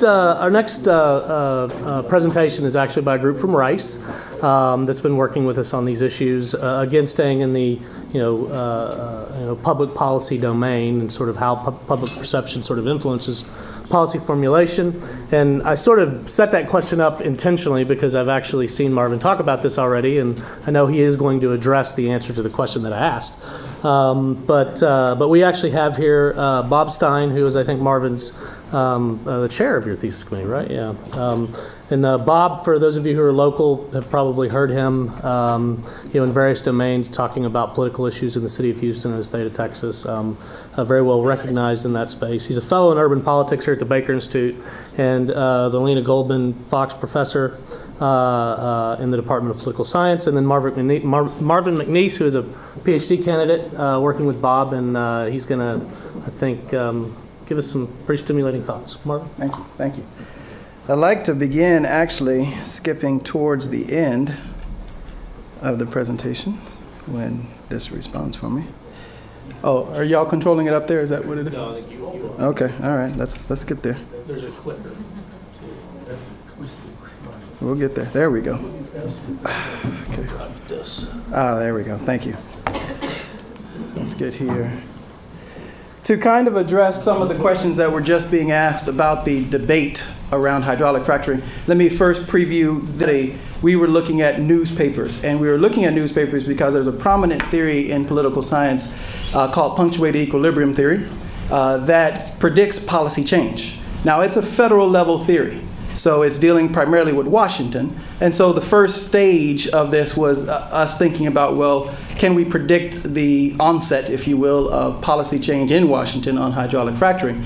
But again, we look at newspaper articles, and I'll explain why. But I wanted to show you this. This is very complex. I don't expect you all to learn it or absorb it right now, but you could look at it again later if you wanted. But in essence, this is how the newspapers covered hydraulic fracturing. You have on the far left side, you have status quo, which is to say what was the nature of the industry, I say pre-2008, where effectively hydraulic fracturing was defined as a private transaction. And you had the conflicts between the lessees and the lessors therein. Then you move along in this policy debate, which we've tracked from 2008 to 2013, actually 2007, as far as counting the articles. And you see decisions towards this middle section that capture or that reflect the types of policy decisions that can be made along these different dimensions. So the vertical bars are different dimensions of the issue of hydraulic fracturing. And in the top section, you're looking at comments typically made by actors who are against hydraulic fracturing. And then on the bottom, you're looking at comments that are typically made by people who are in favor of hydraulic fracturing or in favor of drilling. And I've somewhat ordered them. There's nothing official about this ordering except based on my thinking. These decisions grow more and more injurious of hydraulic fracturing as you move towards the right on the scale. So you can see kind of how, and this is literally how the reporters are dealing with this issue, how they're characterizing this issue. That may reflect how people are thinking about it, may not, may reflect how the involved actors are thinking about it, it may not, but this is exactly how the reporters are portraying it. So to take us back at the beginning, we're looking at political outcomes and policy venues. That's where we're trying to end up, explaining changes in policy on hydraulic fracturing. We use punctuated equilibrium theory, as I referred to, which basically predicts policy change once you see these three characteristics. Once you see a significant increase in the news coverage, a graph like this on the bottom, see a skewed or one-sided tone of news coverage, either positive or negative, change positively, change negatively. And especially key is a narrowing distribution around a particular policy option. And when we say narrowing distribution, we're literally talking about the way that the problem is understood. So the framing around that issue. So we have, just like you saw in that big table or figure I showed, we've arrayed these issues or these dimensions. What we'd want to see a policy change or to predict a policy change is that the coverage is starting to narrow around one or a few of these issues. All right.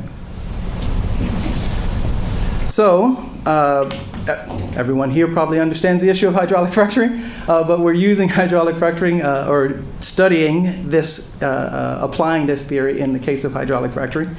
And we've basically looked at these articles coding for pro-drilling type tones and frames and versus anti-drilling type tones and frames in the articles.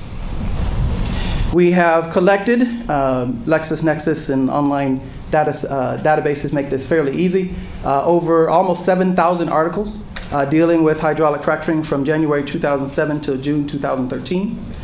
So yes, we've missed the last 11 months, but we had to stop somewhere. So we stopped in June 2013. And we started, again, hydraulic fracturing is, the punctuated equilibrium is a national level theory. So of course we started with New York Times, USA Today, and the others. But we recognize that hydraulic fracturing, the issue itself, is a very geography-specific phenomenon. So we collected newspaper articles from newspapers in states that deal with or that have significant natural gas plays. So coding, say how do you code 7,000 articles? Well, you don't do it by hand, at least not completely. We had humans, myself and research associate Song-Hee Lee, who is cited herein. We trained, or at least read a sample of the newspaper articles to come up with those dimensions that you see, and then we feed that coding into a software program called the README software program. There are others that could be used for that. That will then go and apply that same coding to the remainder of the articles. So it's machine-aided coding rather than pure human coding. The interesting thing we did that differs from a lot of uses of punctuated equilibrium theory is we did not stop at the headlines, but actually coded the entire article. Nor did we actually code the article as one unit, because when we were reading the articles, we were noticing that literally these dimensions were being mentioned almost sentence by sentence. We at first started by paragraph, but even within paragraphs, you had multiple dimensions, multiple tones, if you will, on the issue being mentioned. So we broke it down to sentence level, literally created a database of sentences, and then had the machine code those according to frame and tone primarily. So our data set, resulting data set, included the number and proportion of articles per newspaper per month that mention hydraulic fracturing. I put an asterisk there because one of the things we noticed when we went back and looked at it is that reporters have a standard language that they use when referring to issues, and they typically codify that in something called the AP style book. Well, hydraulic fracturing as a term was not added to that AP style book until March of 2012. And reporters had started really using it probably about 6 months before that, which is what led to its getting codified. Before that time, they were using a term called oil and gas drilling, that specific term, oil and gas drilling. So we had to actually go back and search for the articles that used that phrase, oil and gas drilling, as well. But nevertheless, we captured those along these dimensions, the frames, and then tones are either positive arguments in favor of pro-drilling and then arguments against drilling. So first, hypothesis, we need to see a punctuation. So you have the stylized graph up in your upper right-hand corner, and here's what you see. This is an average across the newspapers of a punctuation, an increase, a dramatic increase from about 3 articles per month at the beginning of this cycle to about close to 10, 11 articles per month at the end of the cycle, and a massive increase right around that January 2010 mark. Just to give you some scale, if you can think back to the country of Greece's debt crisis, it received coverage in the New York Times at the height of that crisis. Its coverage in the New York Times was about 17 articles per month. So hydraulic fracturing hadn't approached the crisis level of let's say, the Greek austerity plan and its bailout. But nevertheless, it's getting up there as far as attention. Just to break it down by region, again, we recognize this regional phenomena, so we wanted to see if that punctuation existed in every region that we looked at. And yes, by and large, we have our two outliers, the West being a more calm punctuation in the sense of moderate coverage and then a slight bump. Now granted, there were only 3 newspapers out in the West as opposed to 6 in the Northeast, but nevertheless, you do see a slight spike in that third period. The Northeast, you see a large spike in the second and the third period. And then the South is somewhat in between. So we definitely see a punctuation. So as far as that part of the prediction is concerned, we see a punctuation. So it would tend to be indicating that we're going to see a massive change in policy. Second theory, or second component that we're looking for, is a change in tone, one-sided, skewed. And we do see a slight drop, maybe even a significant drop. It just depends on the eye of the beholder. From somewhere just a little bit positive at the beginning of the period. For this, we started the period at 2008. There was just too few articles on average from 2007 to 2000, or in the 2007 year. So we started this at 2008. And you do see a definite decrease over that period from just hovering above, on average, positive coverage to significantly below positive coverage, more negative coverage of hydraulic fracturing. In every region, again, except the West. The West seems to be pretty steady on its views towards hydraulic fracturing, again, at least in the newspaper coverage. All right, so what we did here, now we're trying to look at the distribution of coverage. How broad is the coverage? Are they talking about all 9 dimensions or 10 dimensions if you include the status quo? Or are they starting to focus in on 1 or 2 dimensions in their coverage? What we have to that right is a normalized Shannon H. It's a measure of the breadth of the coverage. Higher numbers indicate that the coverage is broader. Smaller numbers indicate that the coverage is more narrow. So right now, in this first period, early period, January of 2008 to June 2010, the coverage is actually fairly narrow on, as I'll depict in a moment, questions of energy supply and the private transactions, just the nature of this individual negotiation, if you will, on hydraulic fracturing and what the natural gas by hydraulic fracturing can produce for the country. But when you move into that second period, you start to see coverage actually broaden. So you see the figure rising. And now more of the issues, more of the dimensions of the debate of hydraulic fracturing are coming to the forefront, getting discussed. And when I say articles, recognize that practically anything on a newspaper page can count as an article. So they're covering everything from editorials to exposés to literally mentions about an upcoming city council meeting dealing with hydraulic fracturing. So it's including all of that language that would occur in newsprint. And that coverage is broadening. Then in the third period, where we see the greatest punctuation, I'm sorry, went the wrong way. We actually see coverage broaden even more. So we don't see a narrowing. So while our first two indicators of a punctuation and a shift in tone would tend to make us think a change is coming, the fact that the debate has not narrowed around a single frame gives us pause. However, we peeled back the covers a little bit to see, look at, is there any change within these dimensions, these frames, on the coverage or in the coverage? And we do see some change. I call this my movers and shakers graph.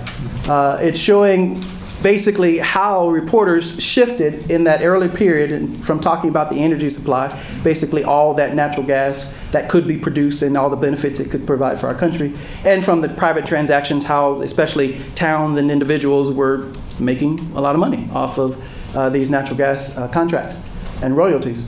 How it shifted away from that to start talking about the issues, the environmental issues for the most part, emissions and water use, and then also regulatory issues. Who should it be? Should it be the federal government regulating, the state government regulating, local level regulating? All right, so that's the conclusion of our first phrase. Basically, running down these 3 indicators, we saw strong punctuation, which would tend towards a change in policy. We call that a policy disruption. Disrupting the status quo. Then we saw a definite negative shift in tone, but we did not see a single dominant image come forth about hydraulic fracturing, though we did see a shift in attention from certain areas, certain dimensions to certain other dimensions. So our prediction is on the sum that no major change, at least at the federal level, is probably coming, or at least is imminent. However, we recognize that there may be room for a compromise policy where effectively the sides agree to disagree about why, though they do agree on the decision to move forward or not, or whatever that may be. So we decided to do a second phase. And this has to do a lot with, that's why my name's up there, the theory that I have running through my dissertation, and that is that the place where the decision is made makes a difference, that the political venue matters. And so we're peeling back the covers to say, can we predict policy change based on who is making the decisions? And just to illustrate what we're talking about here, we have in our system of government 3 federal levels, the federal or national level, state level, and then local level entities. And decisions can be made by any of the institutions at that level. Legislative institutions, regulatory institutions, judicial, regulatory corresponding to the executive branch, and then electoral. In the sense that you have at the local level initiatives at the state level where citizens, if you will, can make law. So we included that as well. So to do this, we had to resort to looking to the articles again. So we did keyword searches in the articles about language that would indicate some type of policy decision. Ordinance, judicial ruling, regulatory rules, vote, those kind of things, ballot initiative. And those we did have to hand count because we had to, of course, look into the article and then sometimes look at corroborating evidence to make sure that this was a policy decision. And over this time period, we identified 123 policy decisions. Now, again, these can range from the smallest rule to about, let's say, proximity, how close a well can be to, let's say, a school. To something as significant as the new disclosure rules in Texas or Colorado. So this is not saying, it doesn't address the magnitude of the decision at all. It just says that a decision had been made from the period 2008 to 2013. And you see the areas, the policy areas of these decisions, an all-out ban, which seemed to be the most popular. We'll get into that in a moment. Disclosure, drinking water, wastewater, emissions, proximity, as I just mentioned in the example. Who is the regulator? Site restoration, meaning once the well is removed, cleaning up and restoring that to its previous use. Taxes, impact taxes or excise taxes, and then water usage. Yeah. So, Marvin, you might just want to know, go back one floor. Sure. It's a 3-to-1. Yes. I mean, I'm sure. So exactly, thank you. I'm missing the key details here. You'll notice that the decisions anti-drilling are outnumbering decisions in favor of drilling at a 3-to-1 mark. So the change from that status quo that we've been seeing has been largely negative. Let's look at that. So one of the things that we noticed when we graphed this over time, because of course we are interested in how has this been playing out, were most of these decisions made later, earlier, and the interesting thing, so you'll see here that the decisions pretty much follow the coverage. The increase in coverage led to an increase in decisions at almost perfectly a 5-month lead when doing the regression analyses comparing how far the lead would be, even if the decisions were leading the articles, the article coverage. That 5-month lag was quite significant. So we see that coverage, and this is something that's very much so predicted by punctuated equilibrium theory, that newspaper coverage is on one part or on one hand a barometer of the debate that exists amongst the community or amongst the people being reported, but at the same time it operates as a stimulus and catalyst to debate and discussion and ultimately policy change amongst a community. So we see that 5-month relationship. Then we decided, of course, to look at the venues. And we first started by level.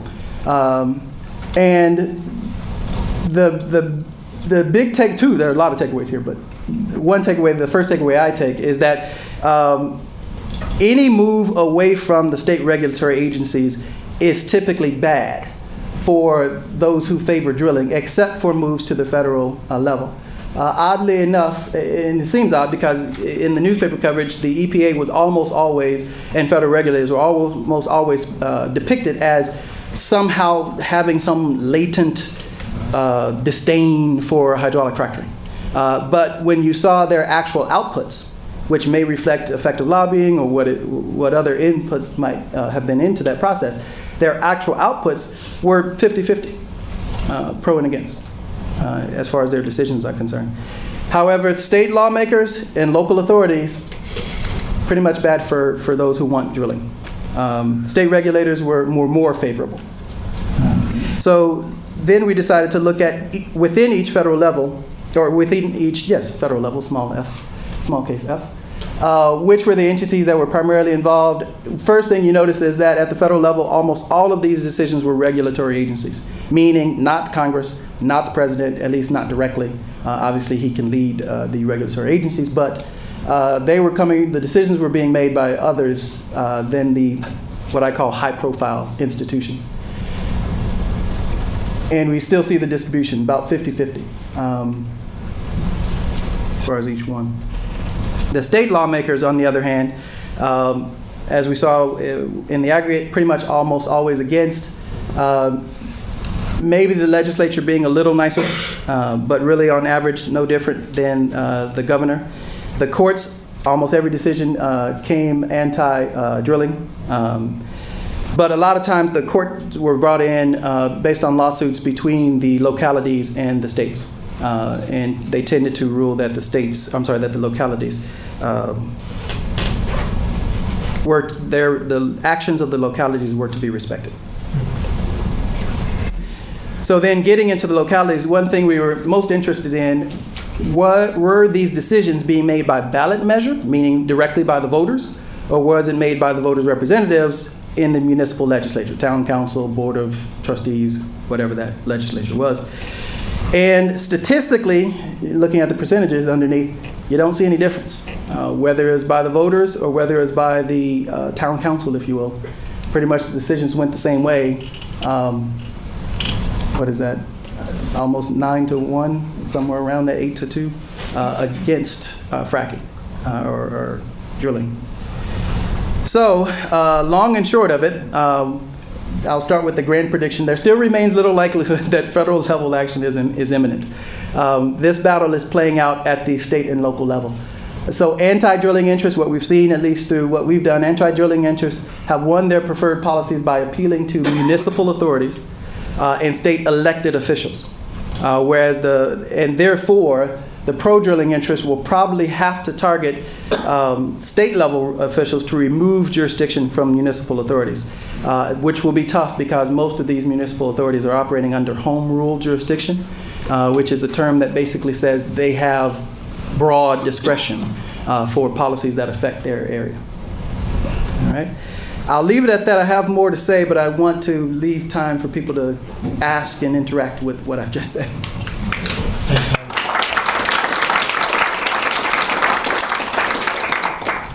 I have a question about your polling of social media. Since so many of the anti-drilling folks are communicating in the social media context, it didn't appear that that was captured. No. You're absolutely right. I didn't. And actually, I sat with a gentleman at lunch who would love to address that question, I'm sure, because he's been following the social media aspect of it and the web aspect of it. We stuck with newspapers primarily because that's what the punctuated equilibrium theory leans on. It leans heavily on newspaper coverage.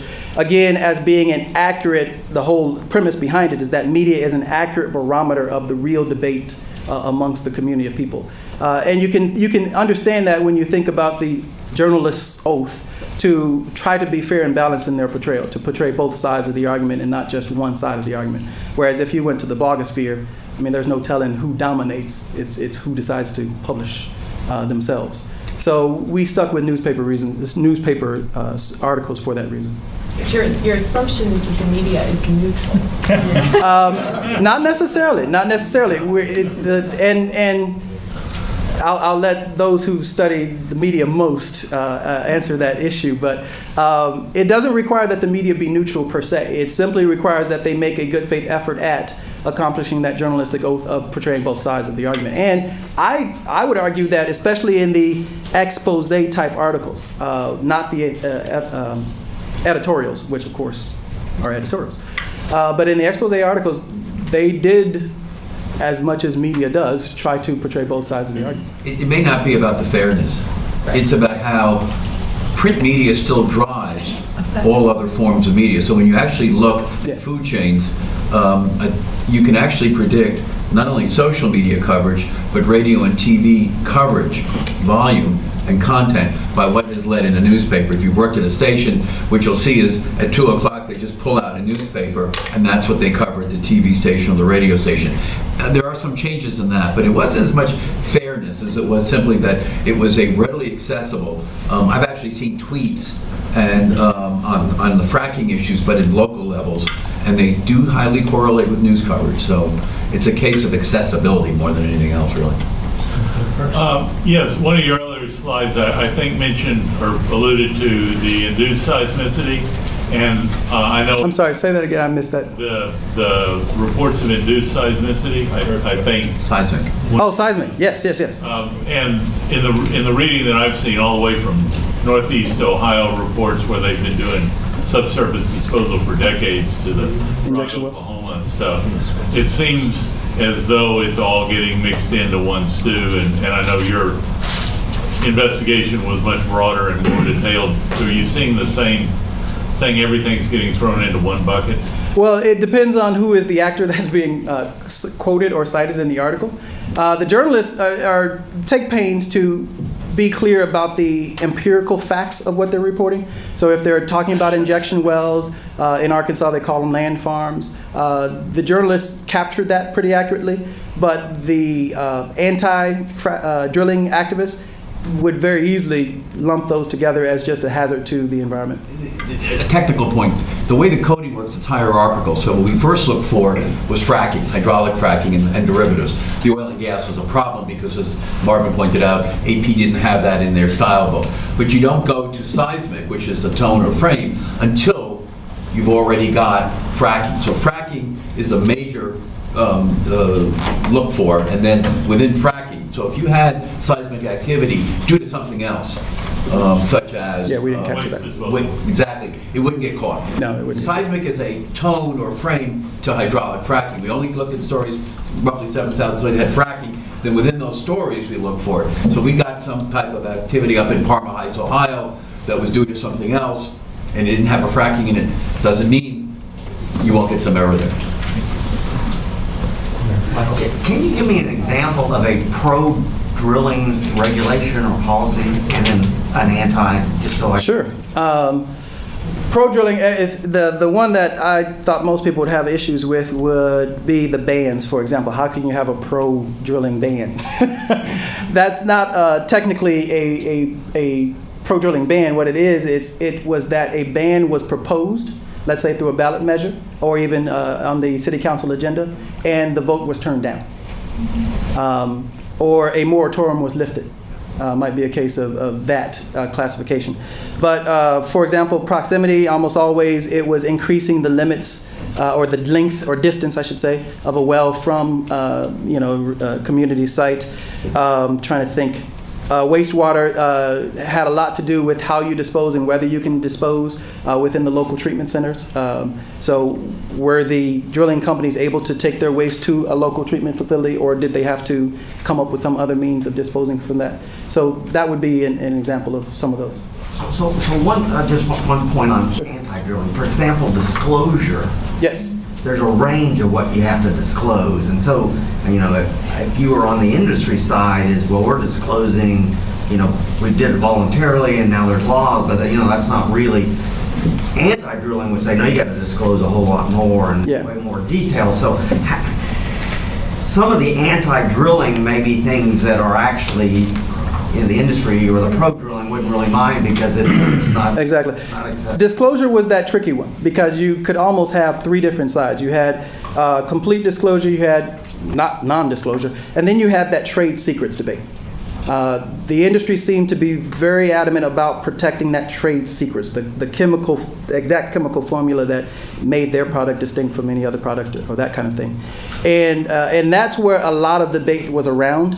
The way I coded the disclosure as far as pro and anti was I coded it more in direction. So any movement more towards full disclosure, I coded as anti. Any movement more towards non-disclosure, I coded as pro. One question I had is the software that you have Is it able, in the frame and tone by sentence, to be able to sort out straw man arguments? Because frequently in these articles, there's a comment to one side, and all that is bump and set, and then there's the other direction. It's the spike that kills it. Well, truth be told, I'm not exactly sure any of the software that I'm familiar with that does this machine coding can cover some of the more, I'm going to call them poetic, but I'm not trying to minimize it at all, use of language. Almost all these programs work on the basis of word stemming. So getting down to, if you will, the root parts of a word, and pulling creating a dictionary of those roots and matching that to a category, then applying that dictionary to a body of work and seeing how much that matches all the words in that dictionary. So nuance, I'm not exactly sure how well the software does on that kind of Basically, concept. what the software looks for is the root argument. So if you have a fair and balanced news story, quote, a major news outlet, you'll see those arguments. What you then look for is, if they're both in there, they both get counted. Yes. So a story can have multiple counts of very different arguments. Then you look for what we call, the tonal characteristics. Was one of those root arguments given a negative tone? And we have a dictionary of negative tones. But what you'll often find in many, many stories will be both arguments. The disclosure was a tough one. We go back and do about a 10% hand count where we actually sit and code them. And what you'll likely see in a lot of, particularly national newspapers, is you'll get both sides. You'll get a pro guy, you'll get an industry person, and somebody in the middle. One of the things, for those of you who are on the project, remember when we did the original presentations, Tanya knows this, we saw what we call the Environmental Defense Fund kind of phenomena, where you got these broad arguments, and we thought we'd be getting this, what I guess Ken would call a great compromise. Environmentalists, I hope not to put everybody in one slot, but the industry and environmentalists could agree to disagree and say, look, natural gas and its derivatives are really better than coal and petroleum. Therefore, we want to encourage it. But just as the gentleman from the Environmental Defense Fund did, I thought brilliantly, he was like, wish you'd had you here a year ago. You made our case, which is, but we think it can be done responsibly. We're really quite surprised. These results are in the last month or so. We never thought that this issue would skew right, I use the word right or left, red or blue, whatever you want, pro or anti. But what's beginning to happen is that a small tonal distribution against natural gas, against fracking, is producing what I consider, and again, Alan was not here right now, we don't know if we got all the laws. I mean, we don't have a compendium of every piece of legislation, every vote, but going through about 6,000 articles, we're seeing something very, very unusual. It's consistent with the story that we call punctuated equilibrium. If you control the tone of the message, you can really get some big policy.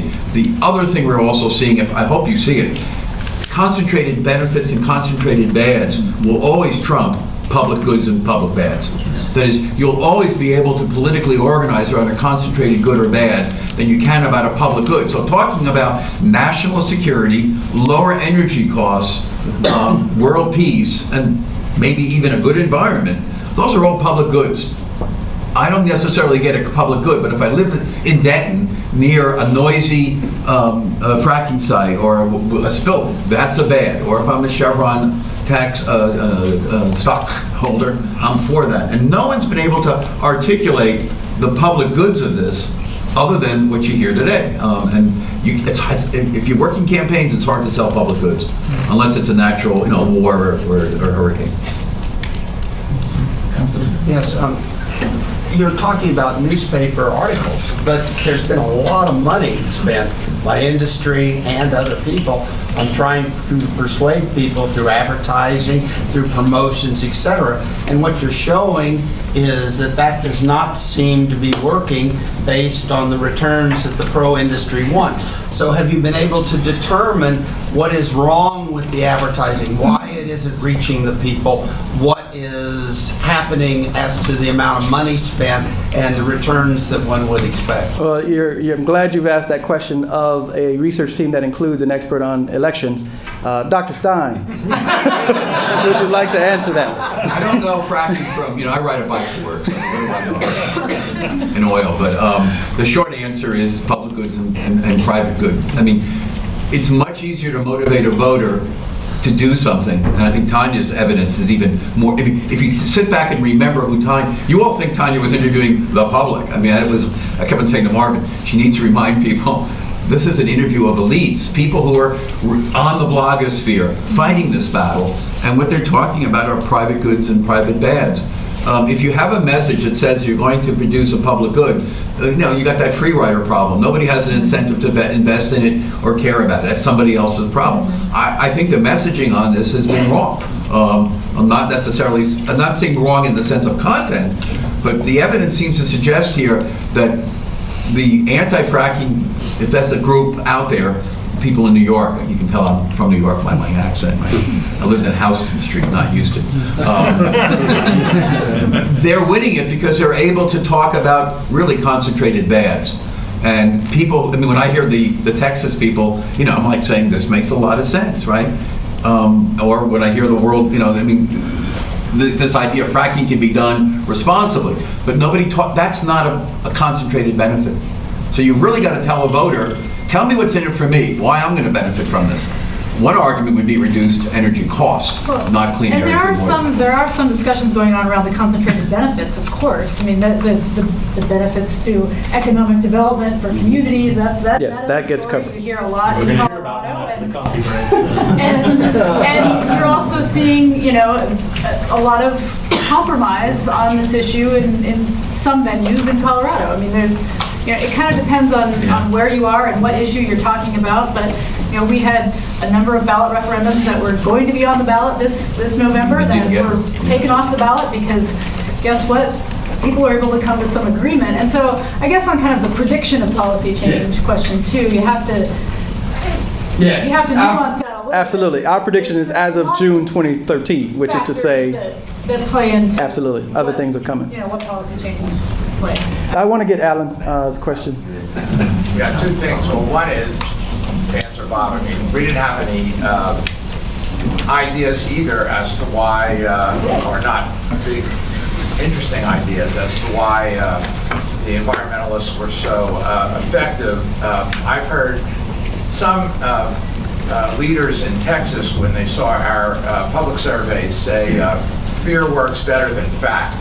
I offer that without editorial comment. But my question to you is, as an advocate of good government, I'm wondering if you saw many instances where there really wasn't an anti or a pro, a tightening of stringency or a weakening. It was just better regulation. And did you throw those out, or is that a null set, or what? Wow. I'll be honest, I didn't impose any normative standard. It was really, would the change by itself on its face be something that would favor drilling, increase, permit, or would it hamper or hinder? That's really the only judgment I made. As far as the good government aspect of it, I have seen more in the stuff that's happened since 2013. So, for example, there's one case where a municipality imposed a moratorium on hydraulic fracturing, then met with industry leaders, basically became convinced that it could be done safely, and then overturned their moratorium. So I have seen that kind of negotiation and good government take place. It just didn't show up in this set. Last question. It's interesting the time period in which you're doing the research, because during that time period, the president really took a very strong leadership role in beginning to focus public attention, and certainly the media, on unconventional. Yes. And then really grabbing this whole idea of the feds need to get control of this, and whether it's either to punctuate the oil and gas exemptions in the major federal environmental laws, or getting EPA to look at groundwater protection studies in a much more public way than had ever happened in the past. So I'm wondering the convergence of the media stories with this increased, very high-level executive focus. It's sort of predictable that the results would be what they are, because they mirror, kind of what was coming out at the national level. I would argue that there are two sources, especially in this early period, that first period. You saw a lot of coverage of the flaming water, if you will. Basically, the local impacts of hydraulic fracturing, both good and bad. So the energy boom hits West Texas. You see articles like that. But then you're absolutely right. President Obama, 3 members of the Senate, I'm going to say, it might have been House, forgive me, literally made this a marquee issue. President Obama mentioning in his State of the Union speech, I think 3 years straight. Like I said, these members of Congress publicly advocating. And their issue was they wanted to revoke the exemption of hydraulic fracturing from EPA regulation under the Safe Water Drinking Act. So I think both of those sources, at the very least, got the ball rolling. And then once they turned attention to it, you saw the reporters doing their due diligence and finding out all these other dimensions to the debate and discussion, and it took off from there. The other thing you want to take away from this is we may not have captured all of what we call significant policy activities. We've always talked to Alan about this because we don't know what the baseline is from which states, but what's really interesting is how little activity there is at the federal level. If this really is a public good, national security, lower energy courses, energy independence, call that a national issue. That's not a Colorado or a Texas or New York issue. That's a 50-state issue. You're seeing nothing going on at the federal level. You could talk about gridlock, but we even find that among the agencies, right, even when you get an executive agency, there's very little going on there. Maybe the industry should be looking towards Washington for a little bit more, how can I say, help on this kind of issue. I know that seems laughable, but there is an election on Tuesday. Things could change. No, but what you said before, that this is a public good, so the question is who is the key consumer of that good, right? Both the better natural gas prices or the problems with water. That's the local community. And that's why basically it's kind of, you know, one thing is kind of what they discuss really kind of in DC, but very different kind of what they really are looking in the local community, right? Kind of. But you're going to have to reframe the issue. What you're going to have to do is, the best way to do it is if you think about abortion, right? Abortion can be either, what do they call it? Pro-life or pro-choice, right? No one says anti-life and anti-choice, right? So what you have to do is think about the rhetoric and move it to a level. The other problem, of course, is there are externalities here, and what you really want to basically argue is those externalities are not just in the community. If we can have oil and independence and national security independence, then you talk about national security. It may not be true, but if you allow, if you favor, I'm being political here, if you favor some type of drilling, you're going to have to realize you're losing. I mean, I think Tanya's right. You're losing the battle at that level unless you can find a compromise like the environmental defense. Yeah, what kind of, the very interesting question would be kind of as a continuation of that research. It's not just whether regulation will happen or not, but whether they kind of, this is a kind of issue that will be where the power will be shifted to local community to make decisions. Mm-hmm. And this issue will evolve on the local... I think it has, if we're right about this, and Tanya's results are right, it already has. That train has left. And if you're going to move it, you know, if in fact pro-fracking entities have a better shot in national venues, then you have to figure out a way to move this debate upwards. Now, it depends and I think that kind of you guys together kind of complement each other in kind of showing how it moves not from regulation or not regulation, but on which level to regulate. Yeah. And where it's kind of I'm going to stop it, but I'm going to take the liberty of actually saying one last thing, because we actually had a nice conversation about this at dinner last night. When you look at some of the local initiatives that have been taken up that have been sort of anti-fracking or anti-drilling, you have to ask yourself, well, yeah, they're local, but where exactly are they? And does it really matter? Yeah, Boulder, how much drilling was going on? Exactly. That's kind of the point, right? So in areas where you've seen tremendous upstream success already, trying to get grassroots moving against drilling is going to be virtually impossible. Yeah. Right? And so that geographic element of where these things are happening, I think, is very relevant. So. All right, so I'm going to stop it there. Thanks, Marvin, very much. And we'll take a 15-minute break. I promise I'll get us back on time.